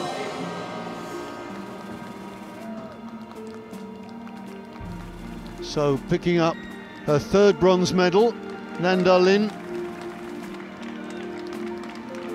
Well, when she was on that plane with me last week, I bet she didn't dream that she would come home with 3 bronze medals. Marvellous effort from a young lady. We're going to see more of this one in the future, I hope. Silver medalist from Thailand, Gagun Pagchirapong. Well, this is her 3rd silver, Gagun Pagchirapong. The expression is always the bridesmaid, never the bride. But you can't fault her for effort. In all 3 of the races, she gave it everything and was making ground up at the finish.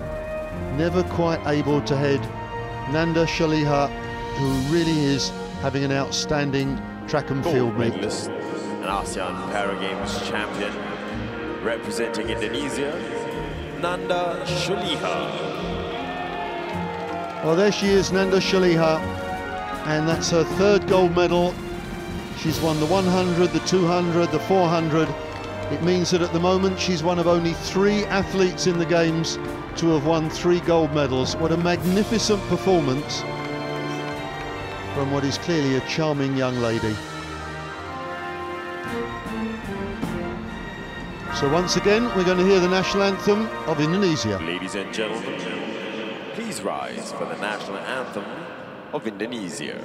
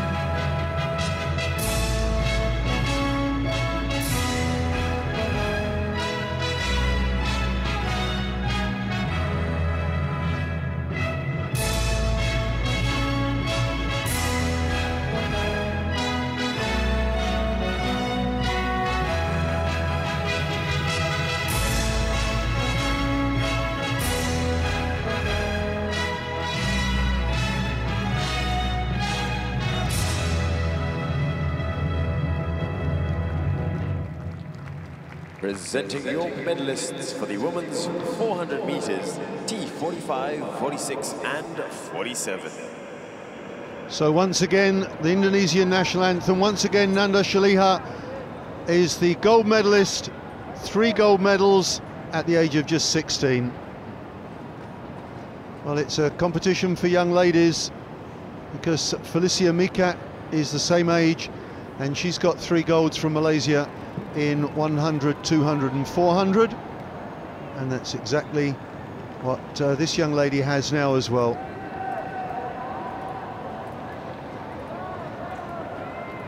Really is a lovely rangy stride, and she's powerfully built in the legs as well, and as she matures she can put more muscle on there.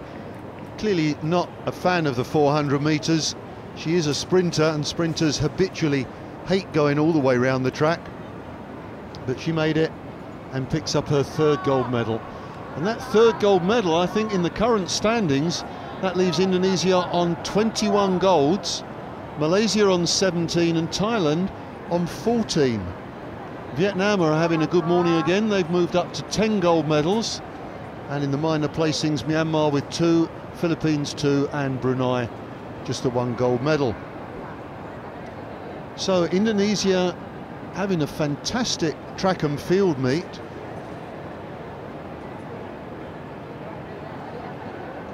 I think the next event on the track was originally scheduled to be the men's T53 400 metres final, but there are additional competitors in this now, and so as far as I can see we're going to go with 2 heats in which we are going to see some fairly familiar gentlemen in the wheelchairs. Most excitingly, I think we should get the chance to see Peo Pongsakorn of Thailand, the double gold medalist, but here's confirmation of the earlier discus event.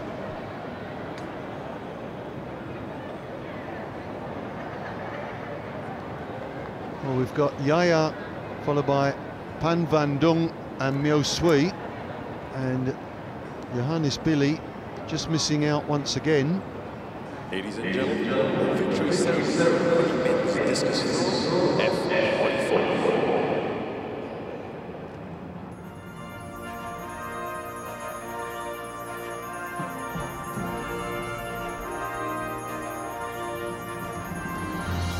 Please welcome the medalists.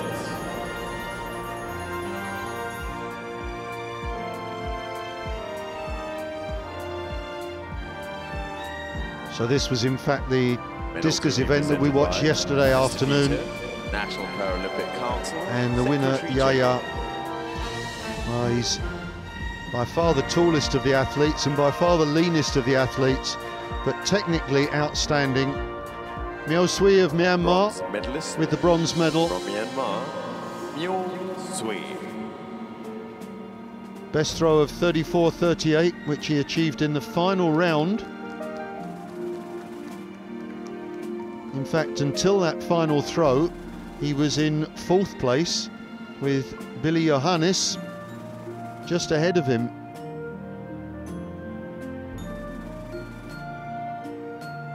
Had to go past 34.15 and did it with a final throw of 34.38. So congratulations, Myo Sui. A bronze medal for Myanmar. Representing Vietnam, Ban Van Dung. Van Van Dung of Vietnam, good series of throws, but by far the biggest was 36.97 in round 2, and that was enough to secure him silver medal without ever really pushing Yaya, the gold medalist, all that hard.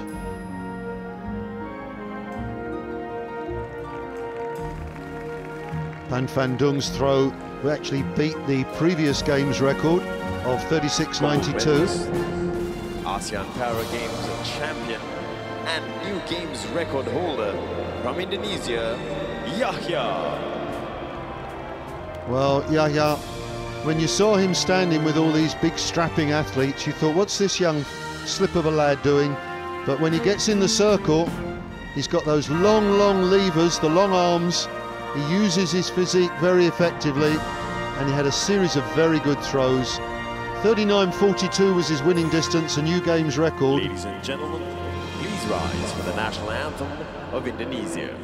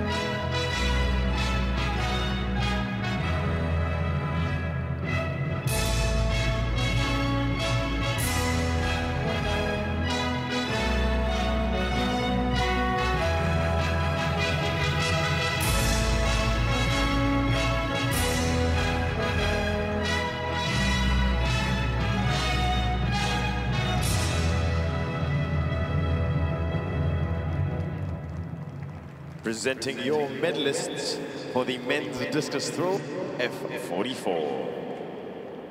Well, congratulations to Yaya once again. The 30-year-old Indonesian taking gold medal had 5 throws longer than anybody else in the competition. So a worthy winner. And if I'm not mistaken, it was actually his birthday yesterday as well. There he is, the long, lean figure. Look at the delivery. Well, it caught everybody by surprise. 39 metres and 42 centimetres. And then just to prove it was no fluke, his final throw, he managed 39.41. So 2 outstanding throws. It won't be long before he's going beyond the 40-metre mark. And worthy of note, perhaps, Nanda Shaliha stayed back with the gold medal from the 400 metres still hanging round her neck to sing the Indonesian anthem to celebrate Yaya's performance. Great team performance from the Indonesians in this track and field meet, that's for sure.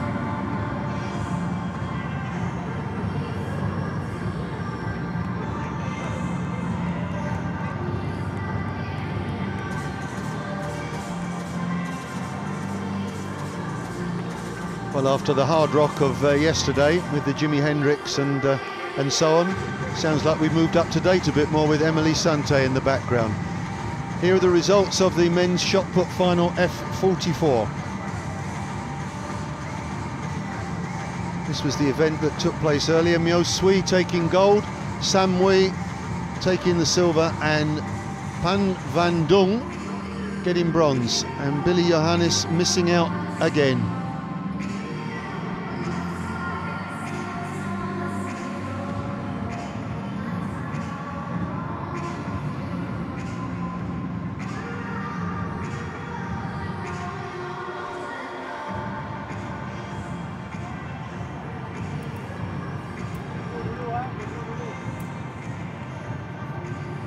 Well, we're just taking a look back at the discus circle.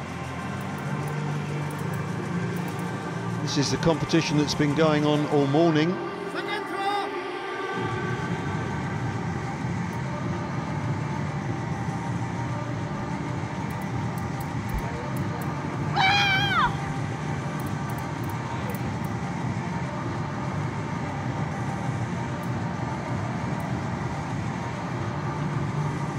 So that's the second throw from the Indonesian competitor, Octaviani.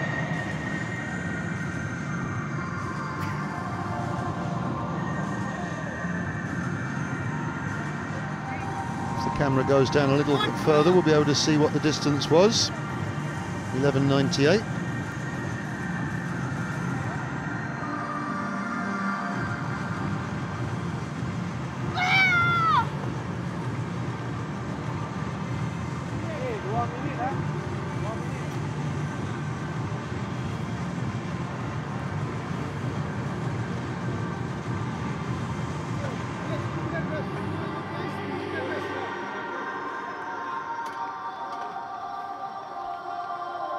Third throw coming up from Octaviani.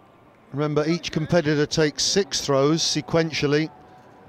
They get strapped into the seat there and take all 6 throws, one after the other, and then they have to be unstrapped, return to their wheelchair, and the next competitor comes in. It's a slow process. Could see the wheelchair athletes warming up in the background.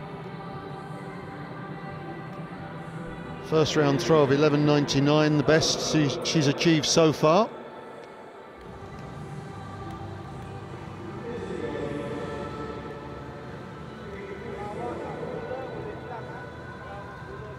The men you saw in the background preparing for the 400 metres T53, which has now become 2 heats. It was originally scheduled for a straight final, but there are 10 competitors in total, and the track can't accommodate 10, obviously, so 2 of them have to miss out.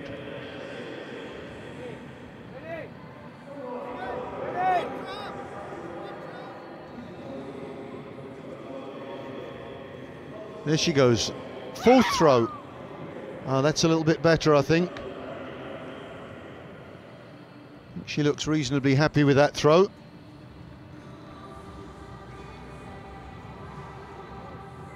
See that arm coming back as far as possible. Want the range of movement to be as long as it could be. 12.44. Well, that's improved her best quite considerably. Almost half a metre better.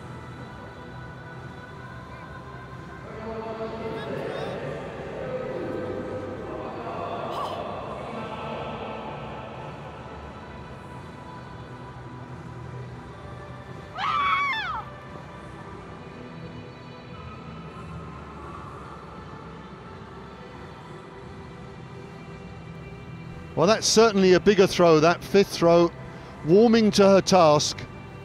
Good rotation, uses the trunk as much as possible. That is a good throw. 12.51. 6th and final throw. Final throw coming up. Now, can she edge it a little bit further again? Whoa, it's a good one.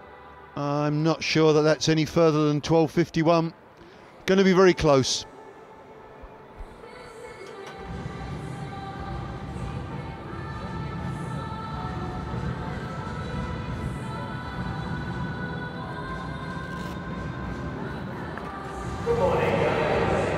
Let's take a look at the distance. 12.72. It is her biggest throw, so that's the one that will stand. So Octaviani is released from the chair.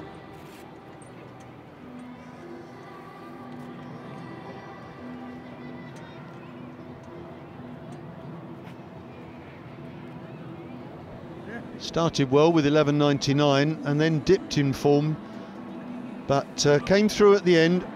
12.72 is a good throw. And here are the competitors for Heat 1 of the men's 400 metres T53. We've got 5 competitors and we've got a Singaporean interest in this. Lane 2, Jack Lai.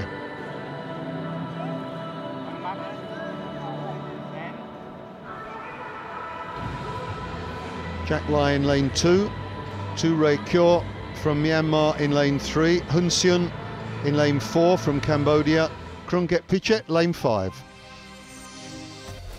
T53 is for wheelchair track athletes who have a high degree of impairment affecting the trunk and legs. These athletes generate power solely from the arms and shoulders.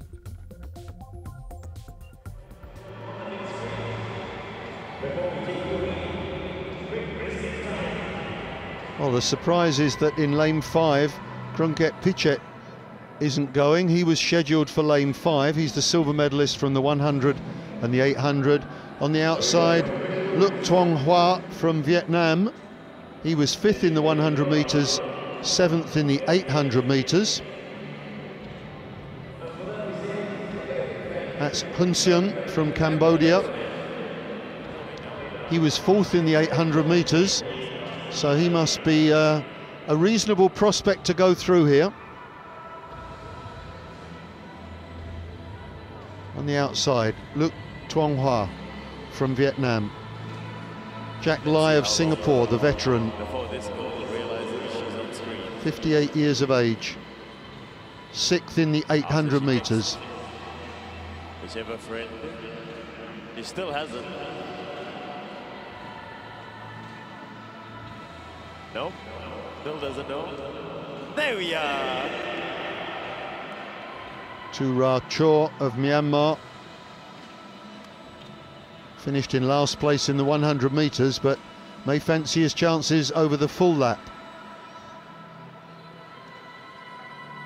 These guys get almost no assistance from the trunk whatsoever, so a huge demand on the shoulders and the arms to propel the wheelchair round. Good morning, aunties. Great start to your week.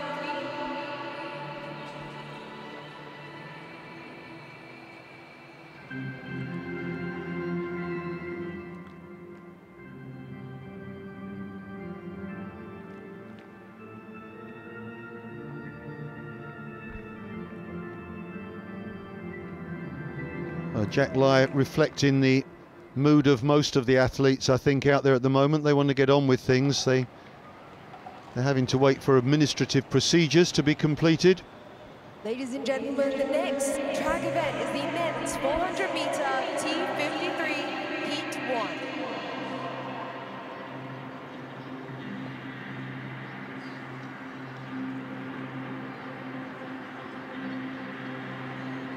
In lane 2, representing Singapore, gold medalist of the 2013 China Open Athletics Championships, Lai Pat Lok Jack.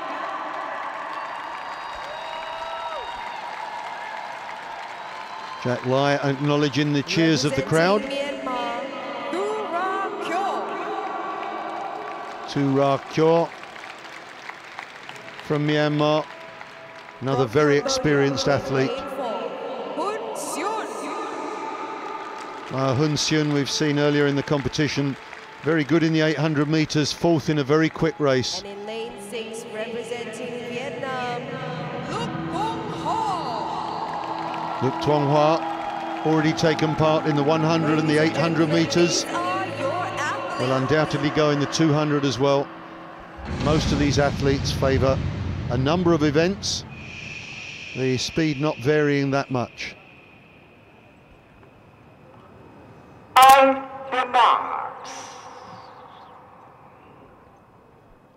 Looking for a time around 55 seconds, something like that for this race. One lap of the track, T53. They're away, the start very important, need to get good direction, and in lane 3, Tu Ra Chor going well at the moment. Jack Lai being left behind a little bit, not the quickest starter, and on the outside, Luc Tuong Hoa is going very well.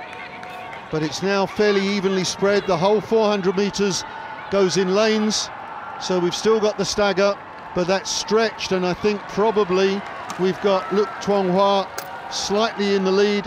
Hun Seon is having a good go in lane 4, maybe in first place at the moment. Those two well away from the field. Hun Seon, his wheels slightly going on the inside, and they're coming out dead level. It's Luc Tuong Hoa of Vietnam, Hun Seon of Cambodia. Oh, and the Cambodian looking really good in the home straight. He's got to be the favourite here, Hun Seon. Luc Tuong Hoa giving it his best shot, and he's coming up on the line, and oh my word, how do you split them? Not the quickest race, almost 60 seconds. Well, I couldn't split those with the naked eye. Luc Tuong Hoa may have got up on the line, or may have just fallen short. That's going to be very, very close indeed. We will need a photo finish to sort those two out.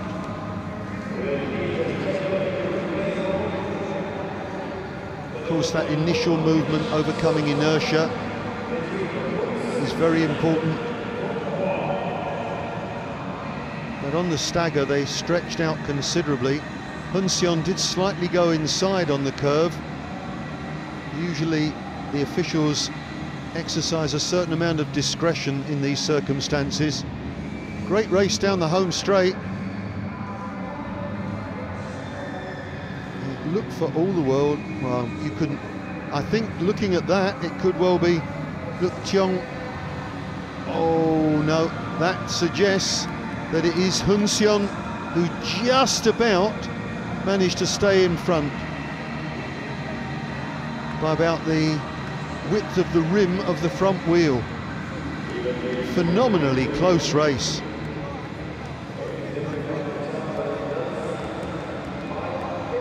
Well, we'll undoubtedly be seeing those two in the final, and Hun Seon, I think, is confirmed as winner.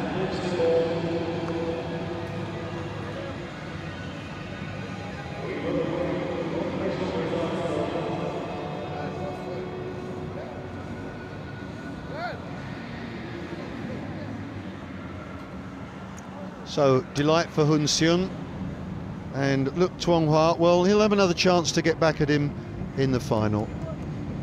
So we're very much focusing on the track and field, but we're hearing that from the swimming pool, Singapore have picked up another 2 golds this morning, taking them up to 17 golds, which is a record haul for Singapore in the ASEAN Para Games. So congratulations to the host country, Singapore, a great performance.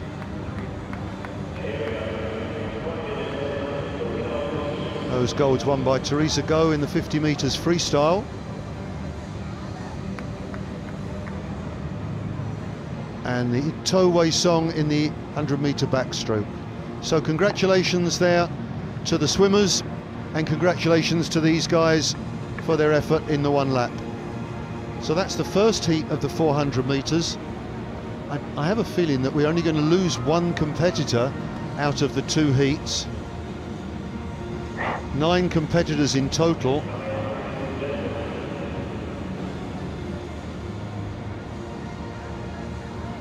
Given that you can actually have 9 athletes on the track simultaneously, maybe they could have just gone with a straight final, all 9 competitors. The second heat will also have a Singaporean interest, with their senior citizen, William Tan. He'll be going in lane 5. I was recently at a talk given by William Tan at Raffles Institution, and it was remarkable. I just felt inspired by the life story, particularly battling with cancer when he was already an endurance athlete. A bit short 400 metres for William Tan, but here are the competitors. Chunpun of Cambodia in lane 2. Peyo Pongsakorn in lane 3. Now look out for him, he will be the red-hot favourite. Ek Nansamoth of Cambodia in lane 4. William Tan of Singapore in lane 5, and Sopa Intersen, or Intersen Sopa I should say, of Thailand, who took the bronze medal in both the 100 and the 800 metres, out in lane 6. The surprise was that the silver medalist from those 2 events scratched from the first of the heats. Not quite sure what was happening there, but Krungket Pichet, silver medal in the 100, silver medal in the 800, was a non-starter in the 400 metres just now.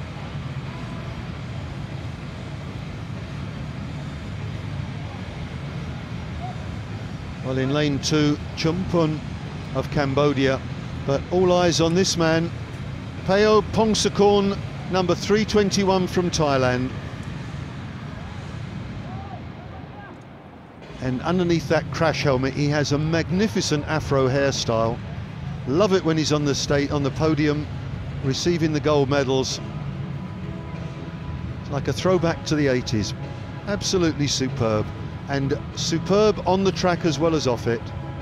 A wonderful talent, just 19 years of age, less than a week ago, 2 golds already, and he's the young pretender.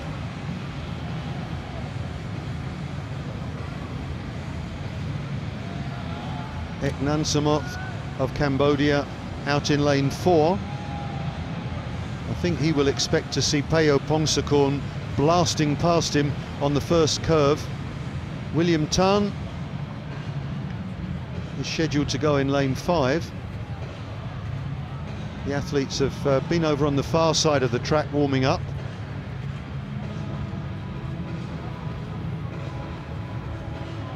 Some look of mystification from Ek Nansamoth. There's Intasen Sopa of Thailand, 2 bronze medals to his name.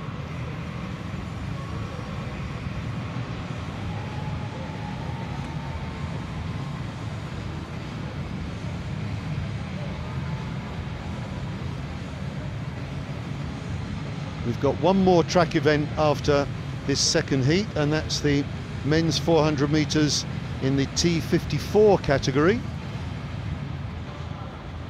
And that is a straight final. And interestingly, features 9 athletes. 3-2-1 Peo Pongsakorn, and of course, nobody needs to tell you who that is, William Tan.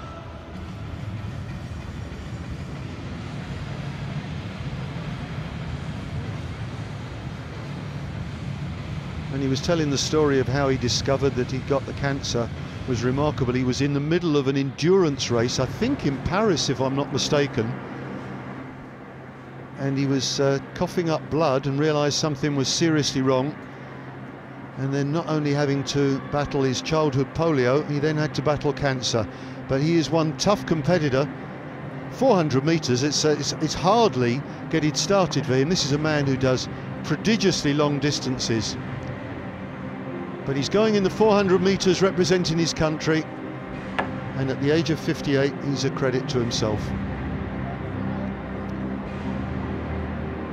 Taking quite a while to get things sorted out. Peo Pongsakorn looking suitably relaxed. The game's record is 51.50, held by Krunget Pichet, who somewhat surprisingly scratched from this event.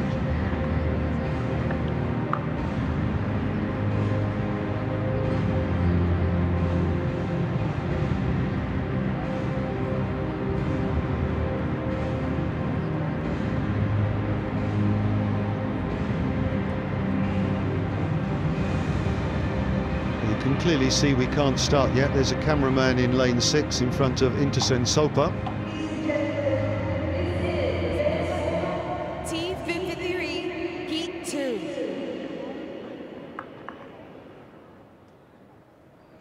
In lane 2, representing Cambodia, Chun Phun.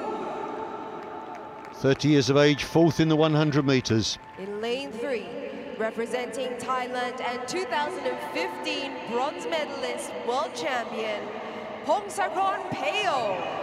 Peo Pongsakorn, double gold medalist in these championships.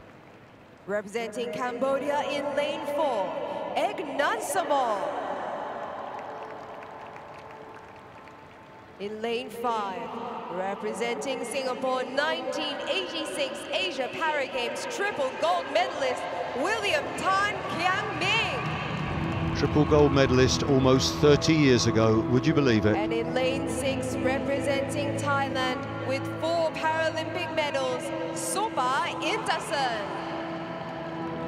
Intasen Sopa, 2 bronze medals in the 100 and 800 metres. But they're all likely to be chasing home Peo Pongsakorn in this race.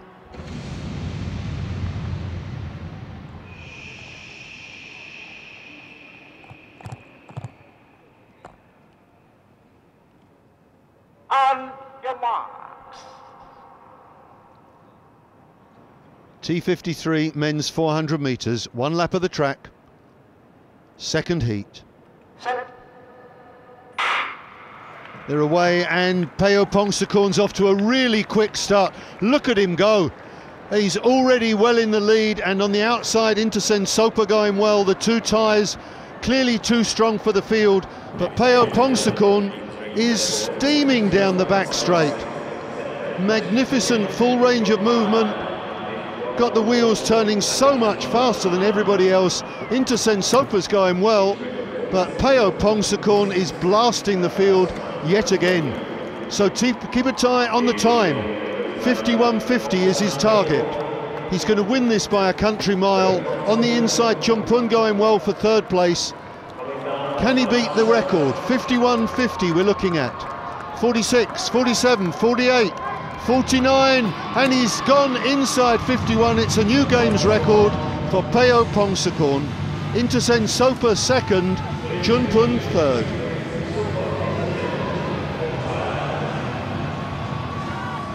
Well, he enjoyed that. It's another games record.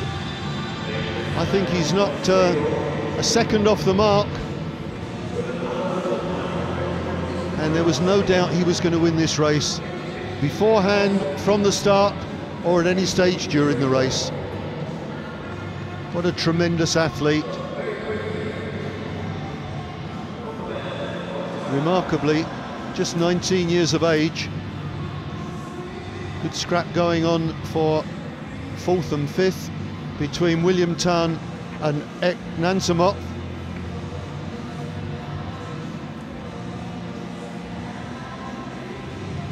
But no question, this fella's going to be red-hot favourite for the gold medal, and I wouldn't put any money against him getting a clean sweep. 200 and 400 as well.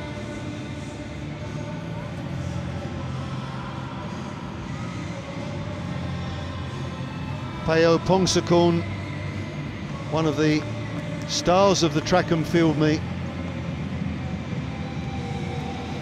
Glory beckons, I would think 4 gold medals, the least he would be expecting.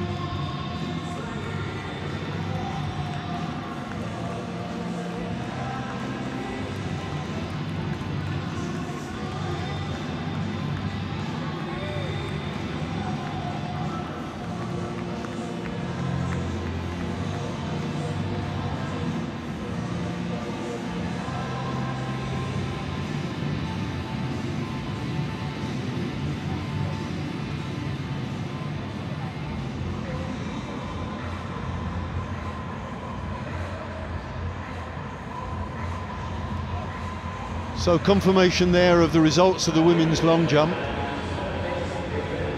and it's more victory for Vietnam. Gold medal, silver medal going to Vietnam, Thailand with the bronze, Malaysia having to settle for fourth place, and Thailand again picking up the fifth and final placing.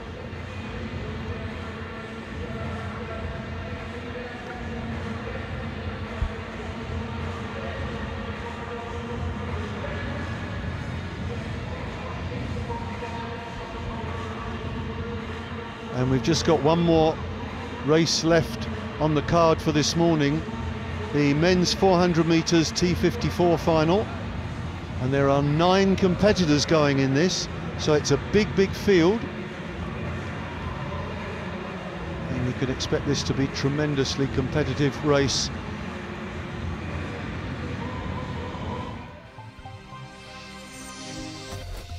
T54 is for wheelchair track athletes who have full function in their body with moderate or high level impairment affecting the legs or the loss of limbs. All generate power through the full range of body and arm movement. The legs play no part in racing.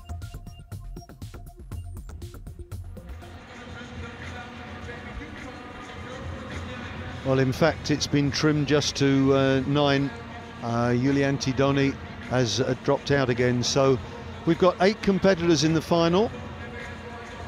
We've got Konkrak Putaret from Thailand in lane 1. Mohamed Firdaus Nordin in lane 2 from Singapore. Heng Savon from Cambodia goes in lane 3. Ekachai Janton from Thailand in lane 4. We've got Arifin Jainal from Indonesia in lane 5. Bernie Bohol from the Philippines in lane 6. Saichon Konjen of Thailand in lane 7. And Van Vun in lane 8. And no, he's not scrapped. Yulianto Doni from Indonesia is going in lane 9. I should have realised we didn't have enough slots for a 9th competitor. So we do have the full complement of 9 competitors going in this race.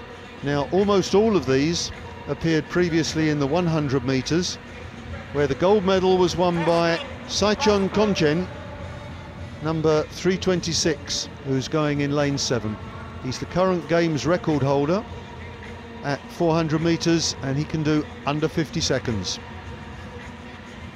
Silver medalist from that 100 metres, Jainal Arifin from Indonesia. He's going in lane 5 in this race. Keep an eye out for him. Bronze medal, Van Vun of Cambodia. He's going in lane 8. We, of course, are focusing on Mohamed Firdaus Nordin, the Singaporean interest. He finished 8th in the 100 metres, but he's very much not a sprinter, so we can expect him, but I believe he did manage a personal best in the 100 metres.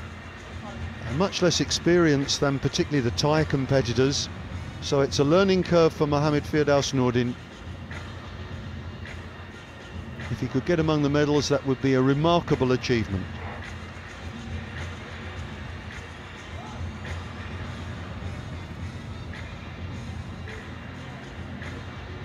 As always, it's taken a little while just to get everybody sorted out at the start. 9 competitors here.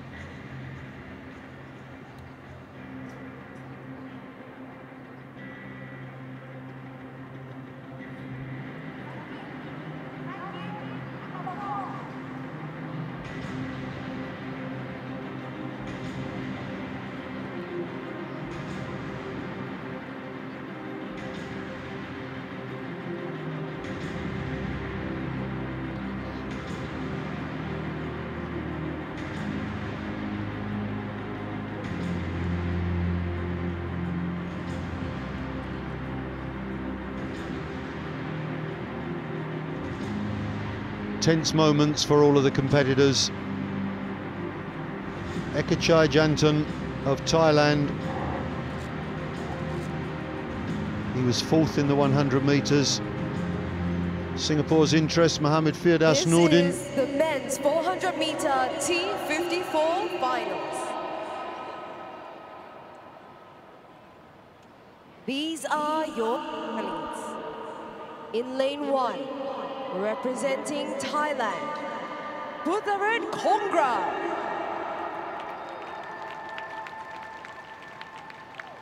Well, I think we're going with Kongrak Putharat. In lane 2, Thai competitor, 21 years of age. Mohamed Firdaus Nordin. Singaporean competitor Mohamed Firdaus Nordin saw Singapore pick up their first medal yesterday. Representing Cambodia in lane 3, Heng Savon. Heng Savon, very much in the veteran stage of his career, 36 years of age now. In lane 4, from Thailand, Ekachai Janton. Ekachai Janton, Thailand, also 36 years of age. In lane 5, representing Indonesia, Jainal Arifin. Jainal Arifin of Indonesia, good competitor, very quick. In lane 6, representing the Philippines, Bernie Bohol from the Philippines. Well, they picked up 2 golds yesterday. They were delighted with that. Saichon Konjen. Clearly the hot favourite, Saichon Konjen of Thailand. Van Vun. And in lane 9, representing Indonesia, Doni Yulianto. Doni Yulianto of Indonesia. Ladies and out there in lane 9. Not an easy lane to go in.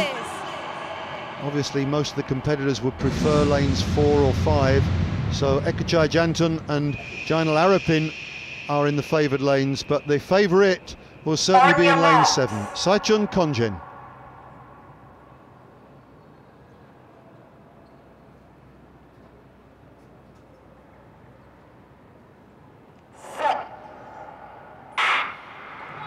.45.07 is the Asian record. Can they get close? Well, it's difficult to read at the moment, but in lane 1, Kongrak Putaret is off to a very good start. Kongrak Putaret going well, Ekachai Jantan going well, as is Jainal Arapin. As they come down the home straight, in lane 1, Kongrak Putaret going extremely well. The hot favourite, Saichun Konjin, also going well, out in lane 7. Looks like he's taking a pretty big lead into the final. There he goes, Saichun Konjin, comfortably away from the field. Inside him, Jainal Arapin, head-to-head with Ekachai Jantan, and it's Jantan coming through, Ekachai Jantan and Jainal Arapin in 3rd place. So the gold goes to Thailand, the silver also going to Thailand, and the bronze heading for Indonesia. And the time of 46.76, well, if that's confirmed, he's smashed the games record. That's his own games record. He looks delighted with his race, as well he might.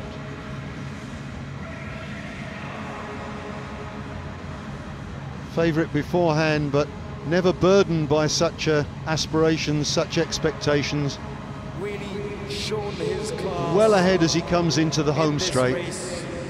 Doesn't let up, thoroughly enjoying himself in a blisteringly quick time. You can see in the middle there's a very good race between Jainal Arapin and Ekachai Jantan, and it's the Thai Ekachai Jantan who just gets away to take the silver medal. Jainal Arapin in 3rd, and on the inside Kongrak Putaret is in 4th. And in 3rd from Indonesia, Jainal Arapin.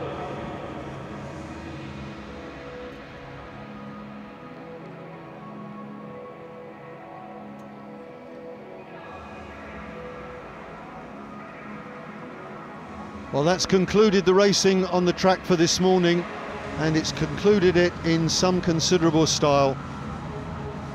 A worthy champion, this fellow, and a super run.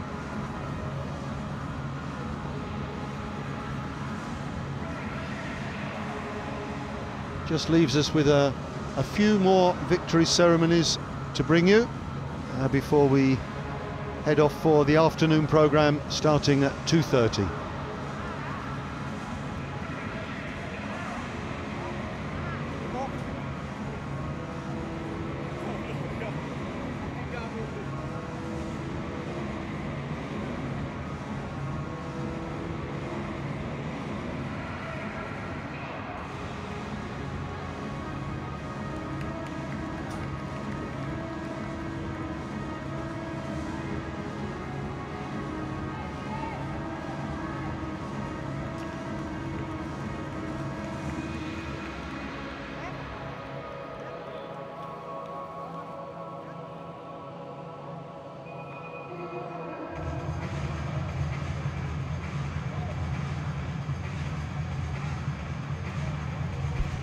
Confirmation there of the first heat with Peo Pongsakorn setting a blistering pace.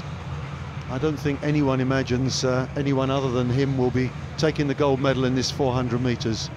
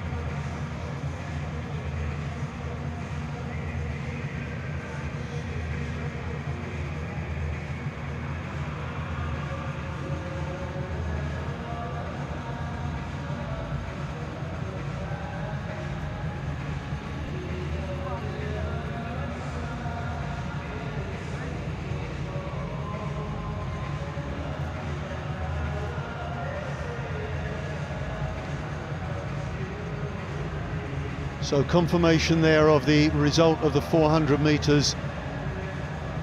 And we've got Saichon Konjen of Thailand, 46.71 in a new games record. Jantan Ekachai Jantan, also from Thailand, 50.67. Jainal Arapin from Indonesia, very creditable performance in the bronze. And Singapore's Mohammed Firdaus Nordin, well, 59.01. He's still learning the game. He's dipped under 60 seconds, that's a good effort, but he's got a bit of a way to go to catch up with these guys. A very competitive race for second and downwards, but Saichon Konjen was magnificent, taking the gold medal.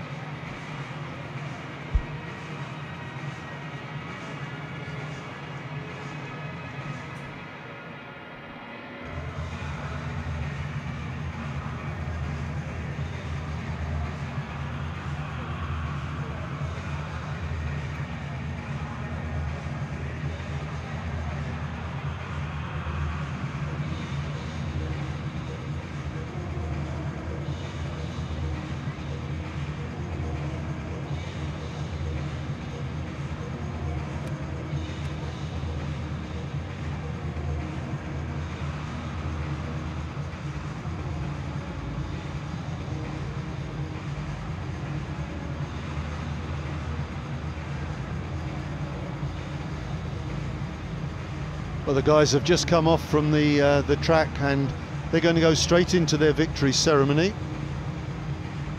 which I always think is rather a nice touch, to be honest.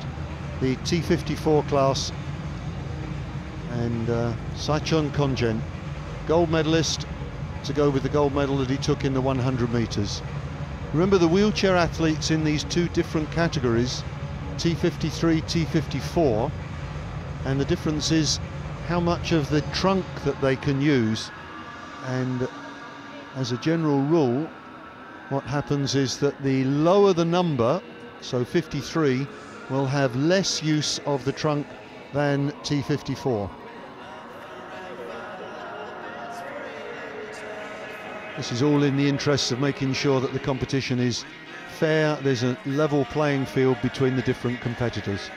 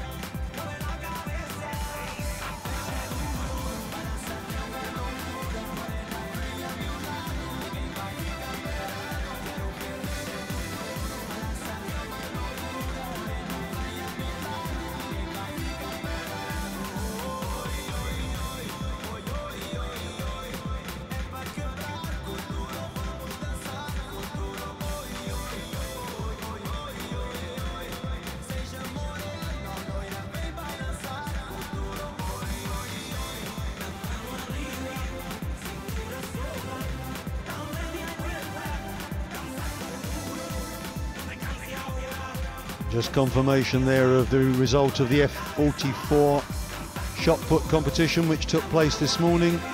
A lot of the same names that we've seen in both javelin and discus, certainly the discus.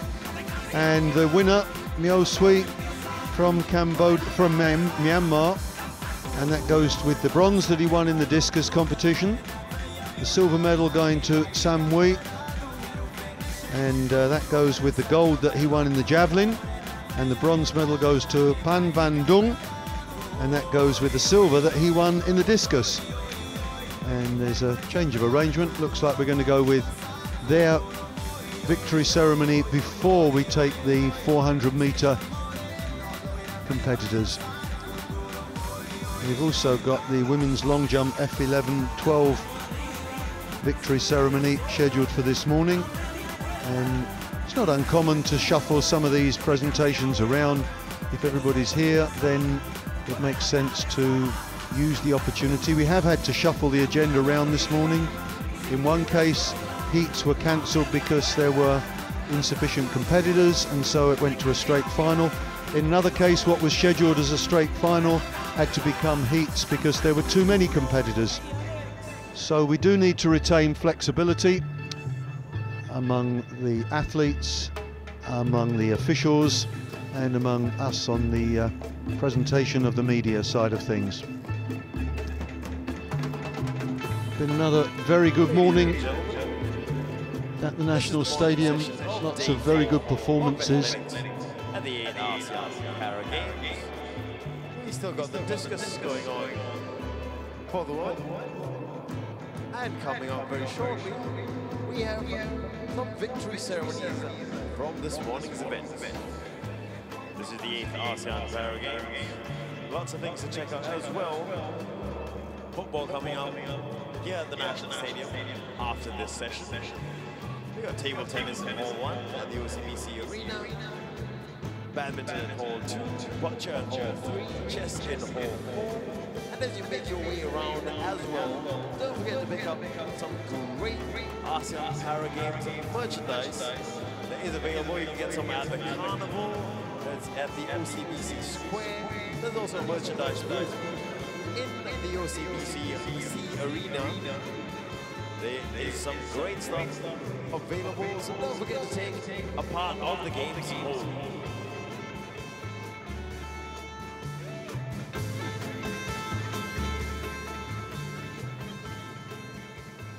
And now, ladies and gentlemen, the victory ceremony for the men's shot put F44.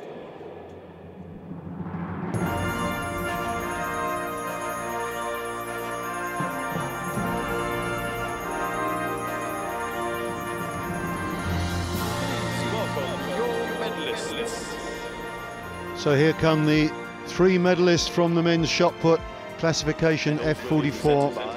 Proudly waving his country's flag is Myo Sui, gold medalist. And he's accompanied by this very much his specialist event, the shot put. Team manager, National Paralympic Council, Myanmar.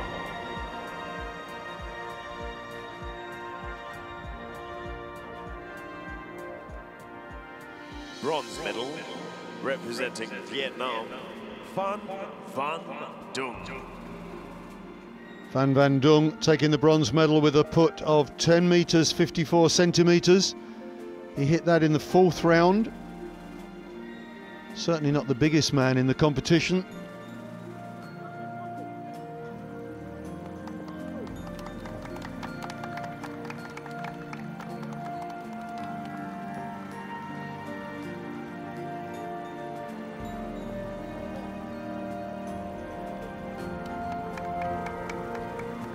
So the Vietnamese Phan Van Dung taking bronze, but after that it's all Myanmar. Silver medalist representing Myanmar, San Mui. San Mui with the silver medal, took the gold in the javelin. Again, not the kind of build that one naturally associates with a shot putter, but tremendous strength. 10.57 is his second round effort, and that was enough to secure him the silver, just 3 centimeters ahead of Phan Van Dung. So close contest between silver and bronze. but never much doubt about who was going to take the gold. Medalist and 8th ASEAN Para Games champion, representing Myanmar, Myo Sui. There he is, Myo Sui. We saw him in the javelin yesterday, and we've seen him in the discus, took bronze, but his specialist event is very much the shot put. He's the current games record holder with 12.16. This time only managed 11.36 in the third round, but that was certainly enough to take the gold medal for Myo Sui.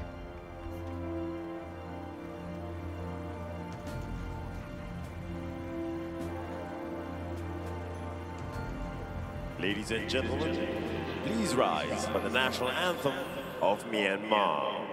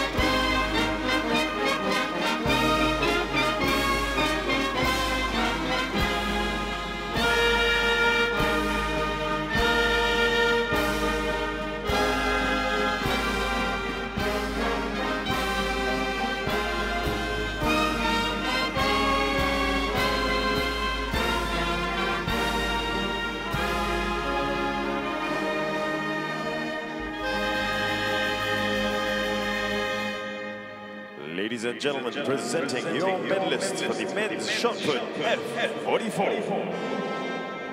A nice moment for a country that's having a very good time in the track and field. Myo Sui, winner of the gold medal in the 2015 Para Games held here in Singapore, the 8th edition of the ASEAN Para Games, and a gold and silver for Myanmar, and that takes them on to a total of 2 gold, 4 silver and 12 bronze.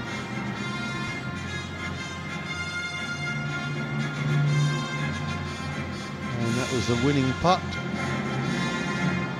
and Myo Sui was peppering that 12-metre mark throughout. Not his best performance, he has gone over 12 metres before, but certainly good enough to take the gold. Another gold for Myanmar.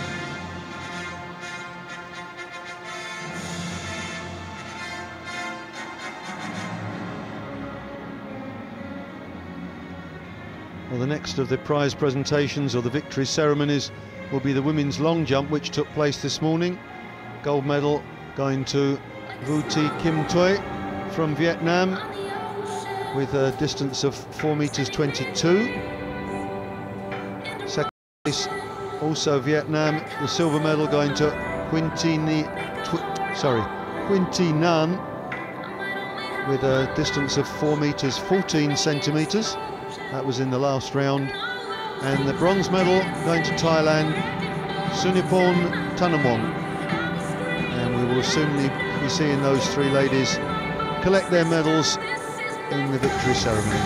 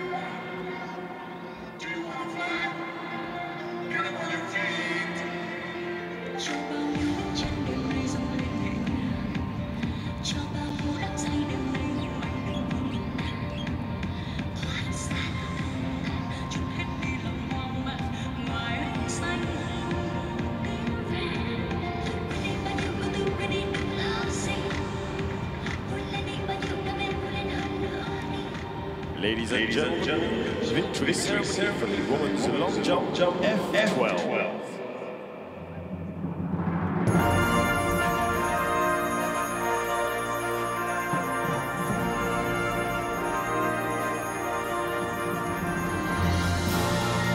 Please welcome your medal winners.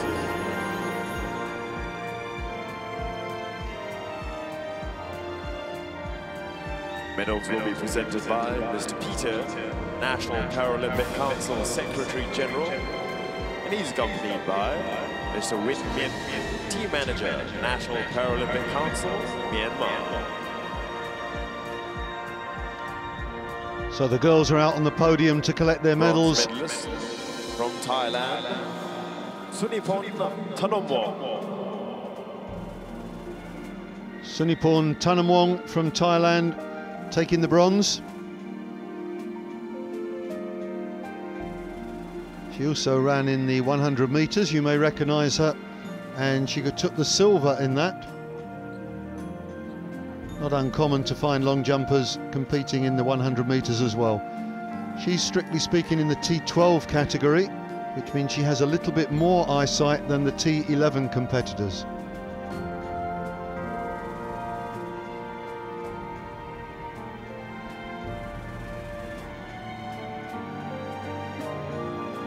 Silver medalist representing Vietnam, Nguyen Thi Nan. Nguyen Thi Nan from Vietnam, silver with a jump of 4 metres 14 centimetres. If I'm not mistaken, she's taken the time to put some lipstick on there. That's a nice touch. And she was finished 4th in the 100 metres. She is a T11 category athlete, which means she is classified as completely blind and has to compete with a blindfold on. Gold medalist and 8th ASEAN Para Games champion representing Vietnam, Vu Thi Kim Thuy.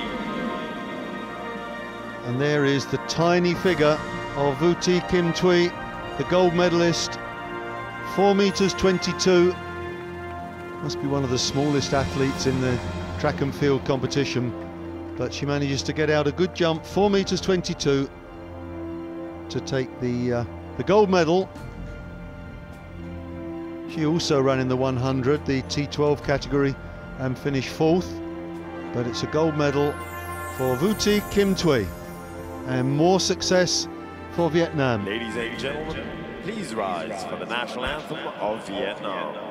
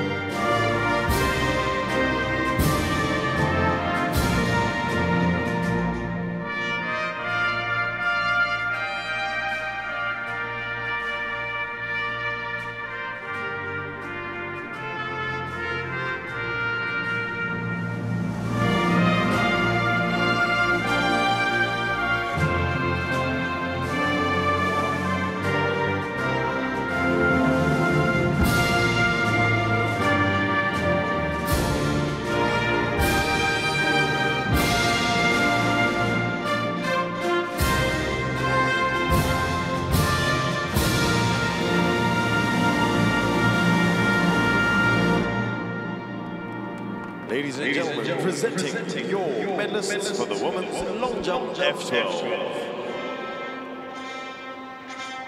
So there we are, the 3 medalists from the women's long jump, the F11 and F12 categories, and the tiny figure in the middle there, Vu Thi Kim Thuy of Vietnam, was the champion. 4 metres 22, Nguyen Thi Nan 4 metres 14, and Sunipon Thanomwong of Thailand 4 metres and 6 centimetres. And this was her jump.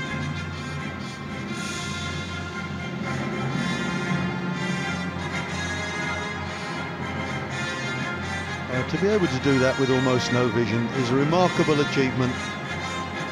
Great rhythm shown on the runway, and 4 meters 22, a very creditable distance. And that's Vietnam up now on 11 golds, 12 silver and 10 bronze. They're having a terrific competition. Thailand will surely be disappointed with only 14 golds. Indonesia will be ecstatic. They're on 21 golds in the track and field now. And Malaysia also having a very good track and field meet with 18 golds. That just leaves us with, I think, one more victory ceremony for the morning. That's the men's 400 metres T54 wheelchair category, a race that we brought you just a little while ago, which featured Singaporean Mohammed Firdaus Nordin.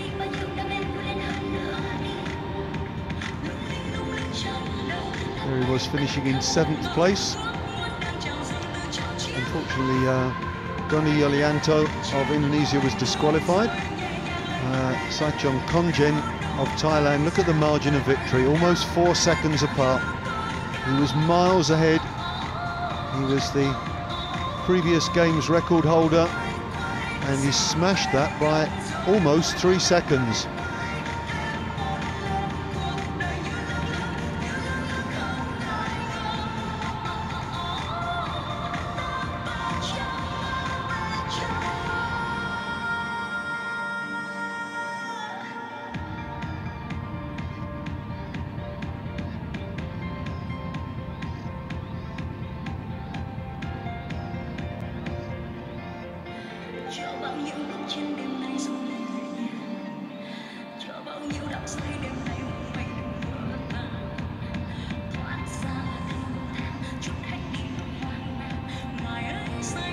And ladies and gentlemen, women's discus throw F54 and 55 is still happening.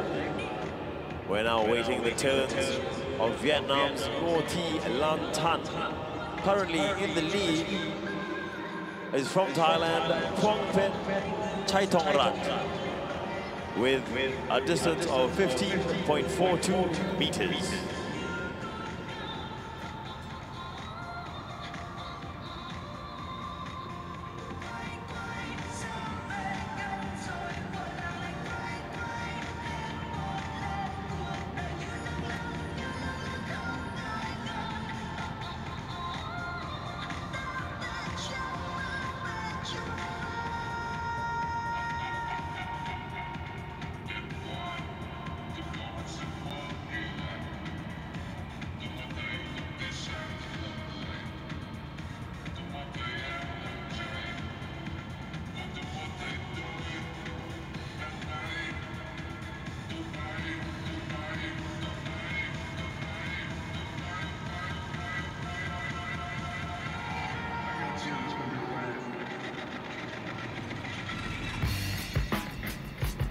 I don't read the newspapers because they all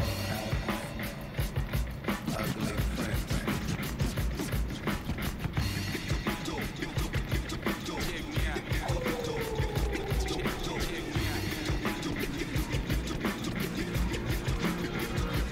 At the starting of the week, at Summit Talks, you'll hear them speak. It's only Monday. Negotiations breaking down. See those leaders start to frown. It's more than Monday.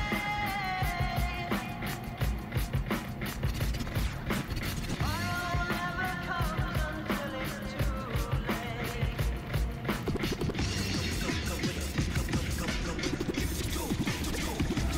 Could be sitting, taking lunch. The news will hit you like a punch. It's only Tuesday. What time is it? You never thought we'd go to war after all the things we saw. It's April Fool's Day. What time is it? Tomorrow never comes until it's too late. Tomorrow never comes until it's too late. Tomorrow is another day. Today is another ball. Tomorrow is another day. Today is another ball. Tomorrow is another day. today. Today is another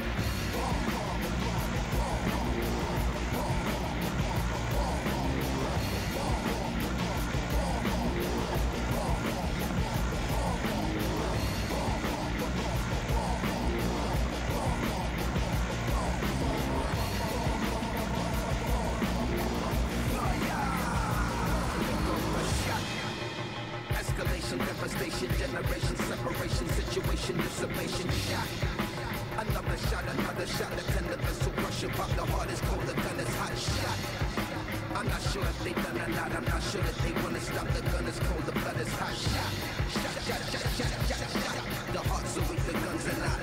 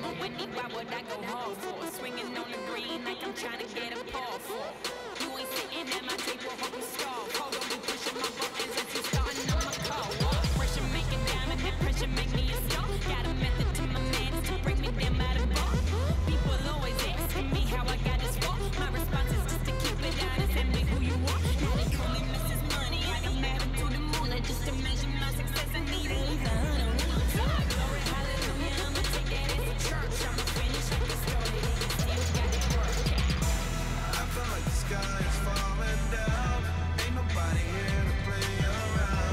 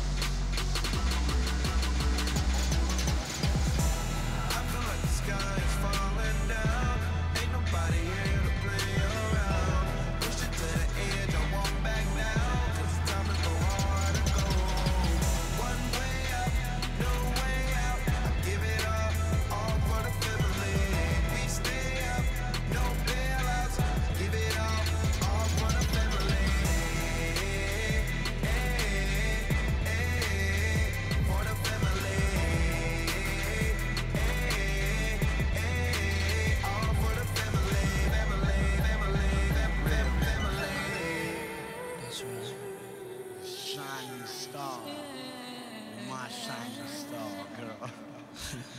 Yo, New York in the house, it's Brooklyn in the house, uptown in the house, Charlotte, are you in the house? Boogie down, are you in the house? Sacramento in the house, Atlanta, Georgia, are you in the house? West Coast, are you in the house? Japan, are you in the house? Everybody, are you in the house? Baby, baby, come on, baby, come on, baby, come on. When you walk by night, talking sweet and looking fine, I get kinda hectic inside.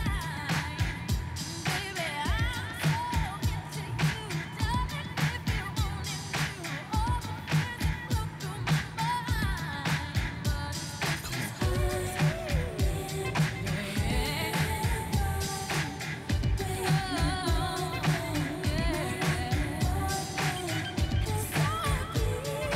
And ladies and gentlemen, over at the women's discus, Vietnam's Ngo Thi Lan Tan has completed her 6th attempt with a best of 11.62 meters.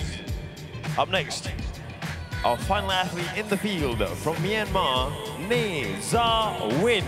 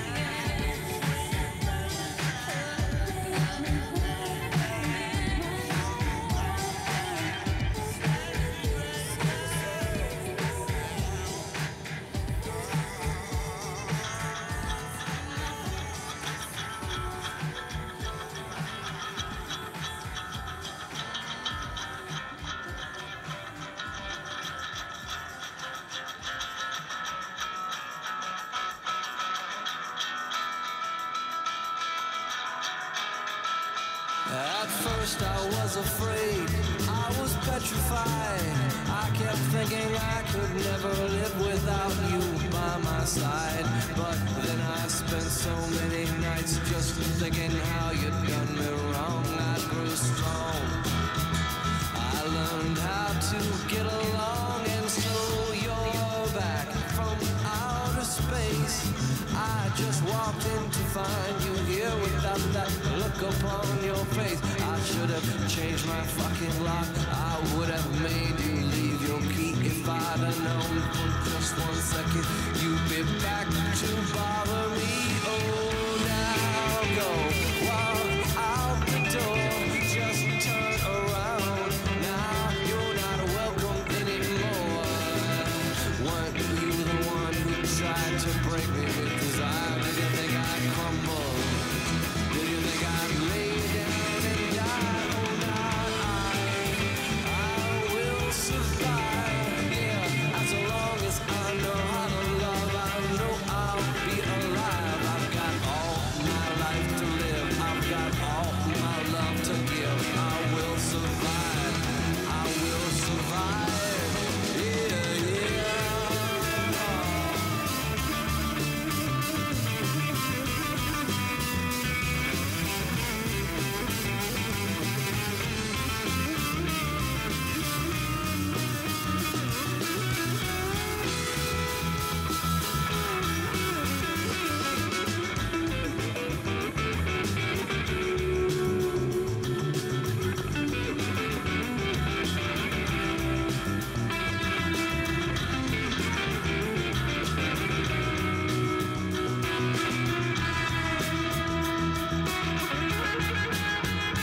It took all the strength I had just not to fall apart. I'm trying hard to mend the pieces of my broken heart. And I've spent so many nights just feeling sorry for myself. I used to cry, but now I hold my head up high and you see me with somebody new. I'm not that stupid little person still in love with you. And so you thought you'd just drop by and you expect me to be free, but now I'm saving all my loving for someone who's loving me. Oh, now go walk out the door. Just turn around. Now you're not welcome anymore.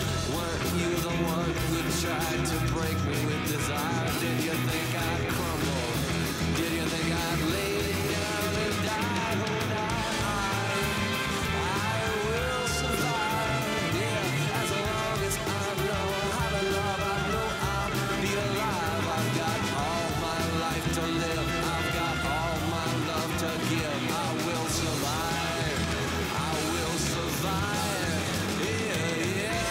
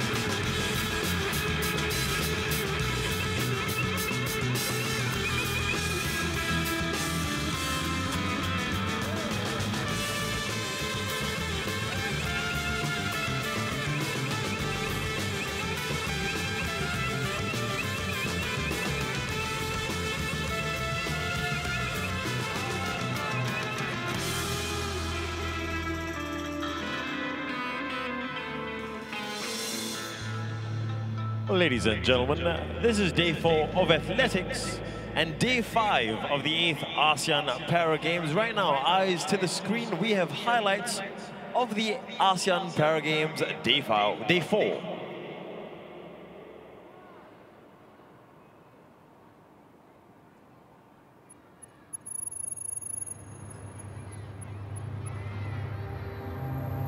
I've got fire for a heart. I'm not scared of the dark. You've never seen it look so easy. I got a river for a soul. And baby, you're a gold. Baby, you're my only reason. If I didn't have you, there would be nothing left. The shell of a man that could never be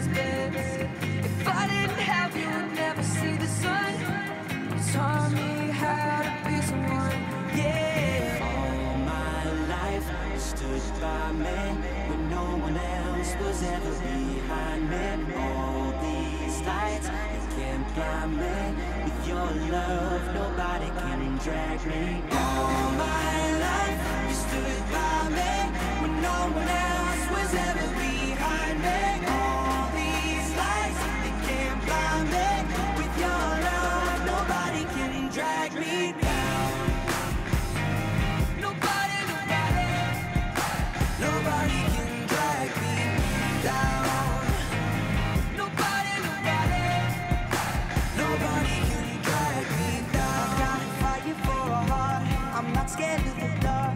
You've never seen it look so easy. I got a river for a soul, and baby you're a boat. Baby you're my only reason. If I didn't have you, there would be nothing left.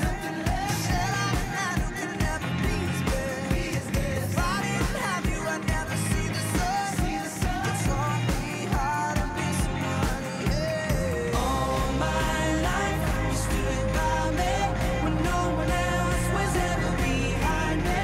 All these lights, they can't blind me. With your love, nobody can drag me down. Nobody, nobody can drag me down. Nobody, nobody can drag me. All my life, you stood by me when no one else was ever behind me. All these lights, they can't blind me. With your love, nobody can drag me down. All my life, you stood by me when no one else was ever behind me. All these lights, they can't blind me. With your love, nobody can drag me down. Nobody, nobody can drag me down. Nobody, nobody can drag me down. Nobody, nobody can drag me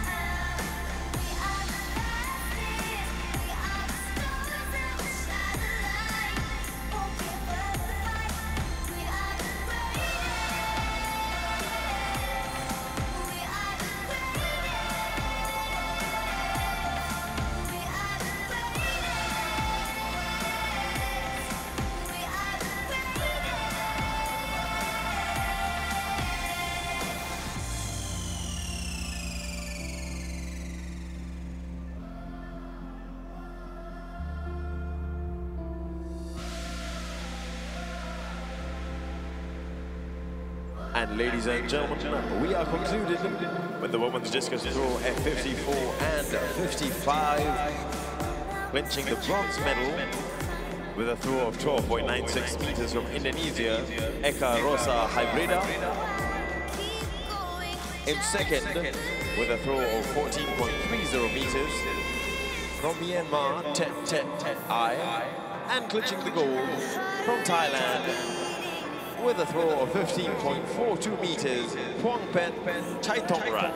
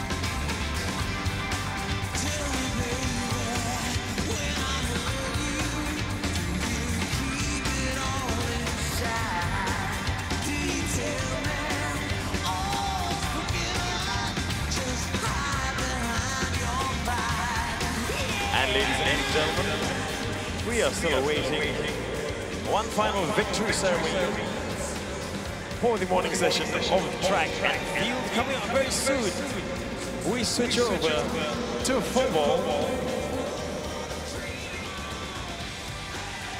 And now please welcome them out for their warm-up, Malaysia.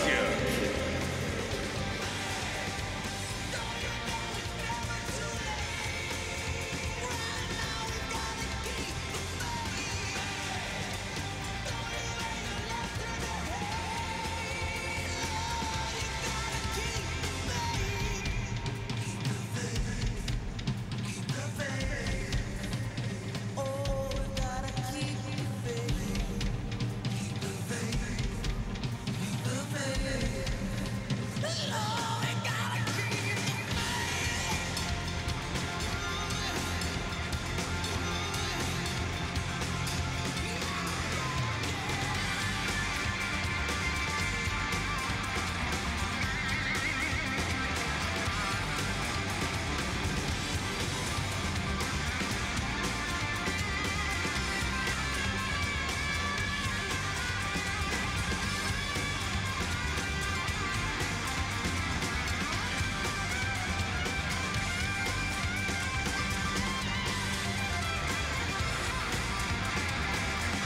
And ladies and gentlemen, please put your hands together for them as they come off with their warm-up. Team Singapore!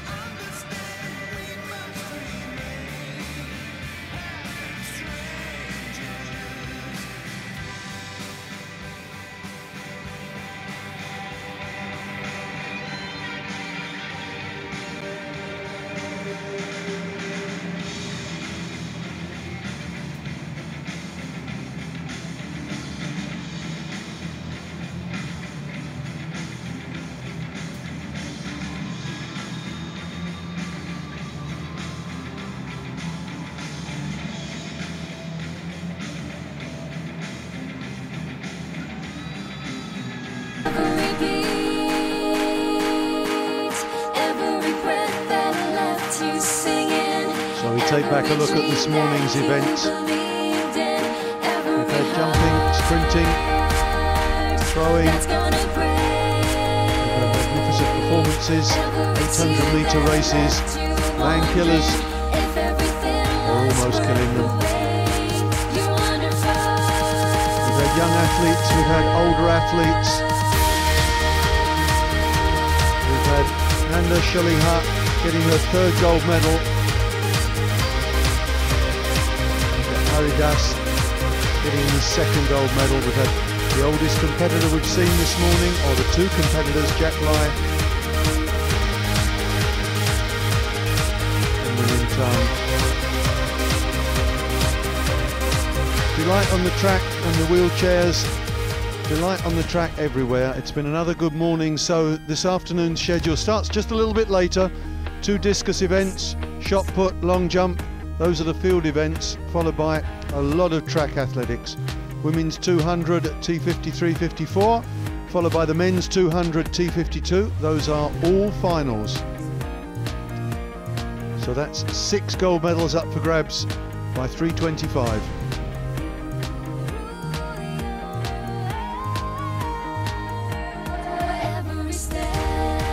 After that we have more women's 200 metres T11, T12, the women's 400 metres T20, the men's 400 T37 and the men's 400 T45-46 and the men's 1500 metres T53-54. Final will be the final track event of the afternoon session. So we've got plenty of action both on the field and on the track to look forward to this afternoon. I'm Jamie Reeves, thank you for joining me this morning for the 7th session of the track and field from the 8th ASEAN Para Games. Make sure you join me this afternoon for all the action.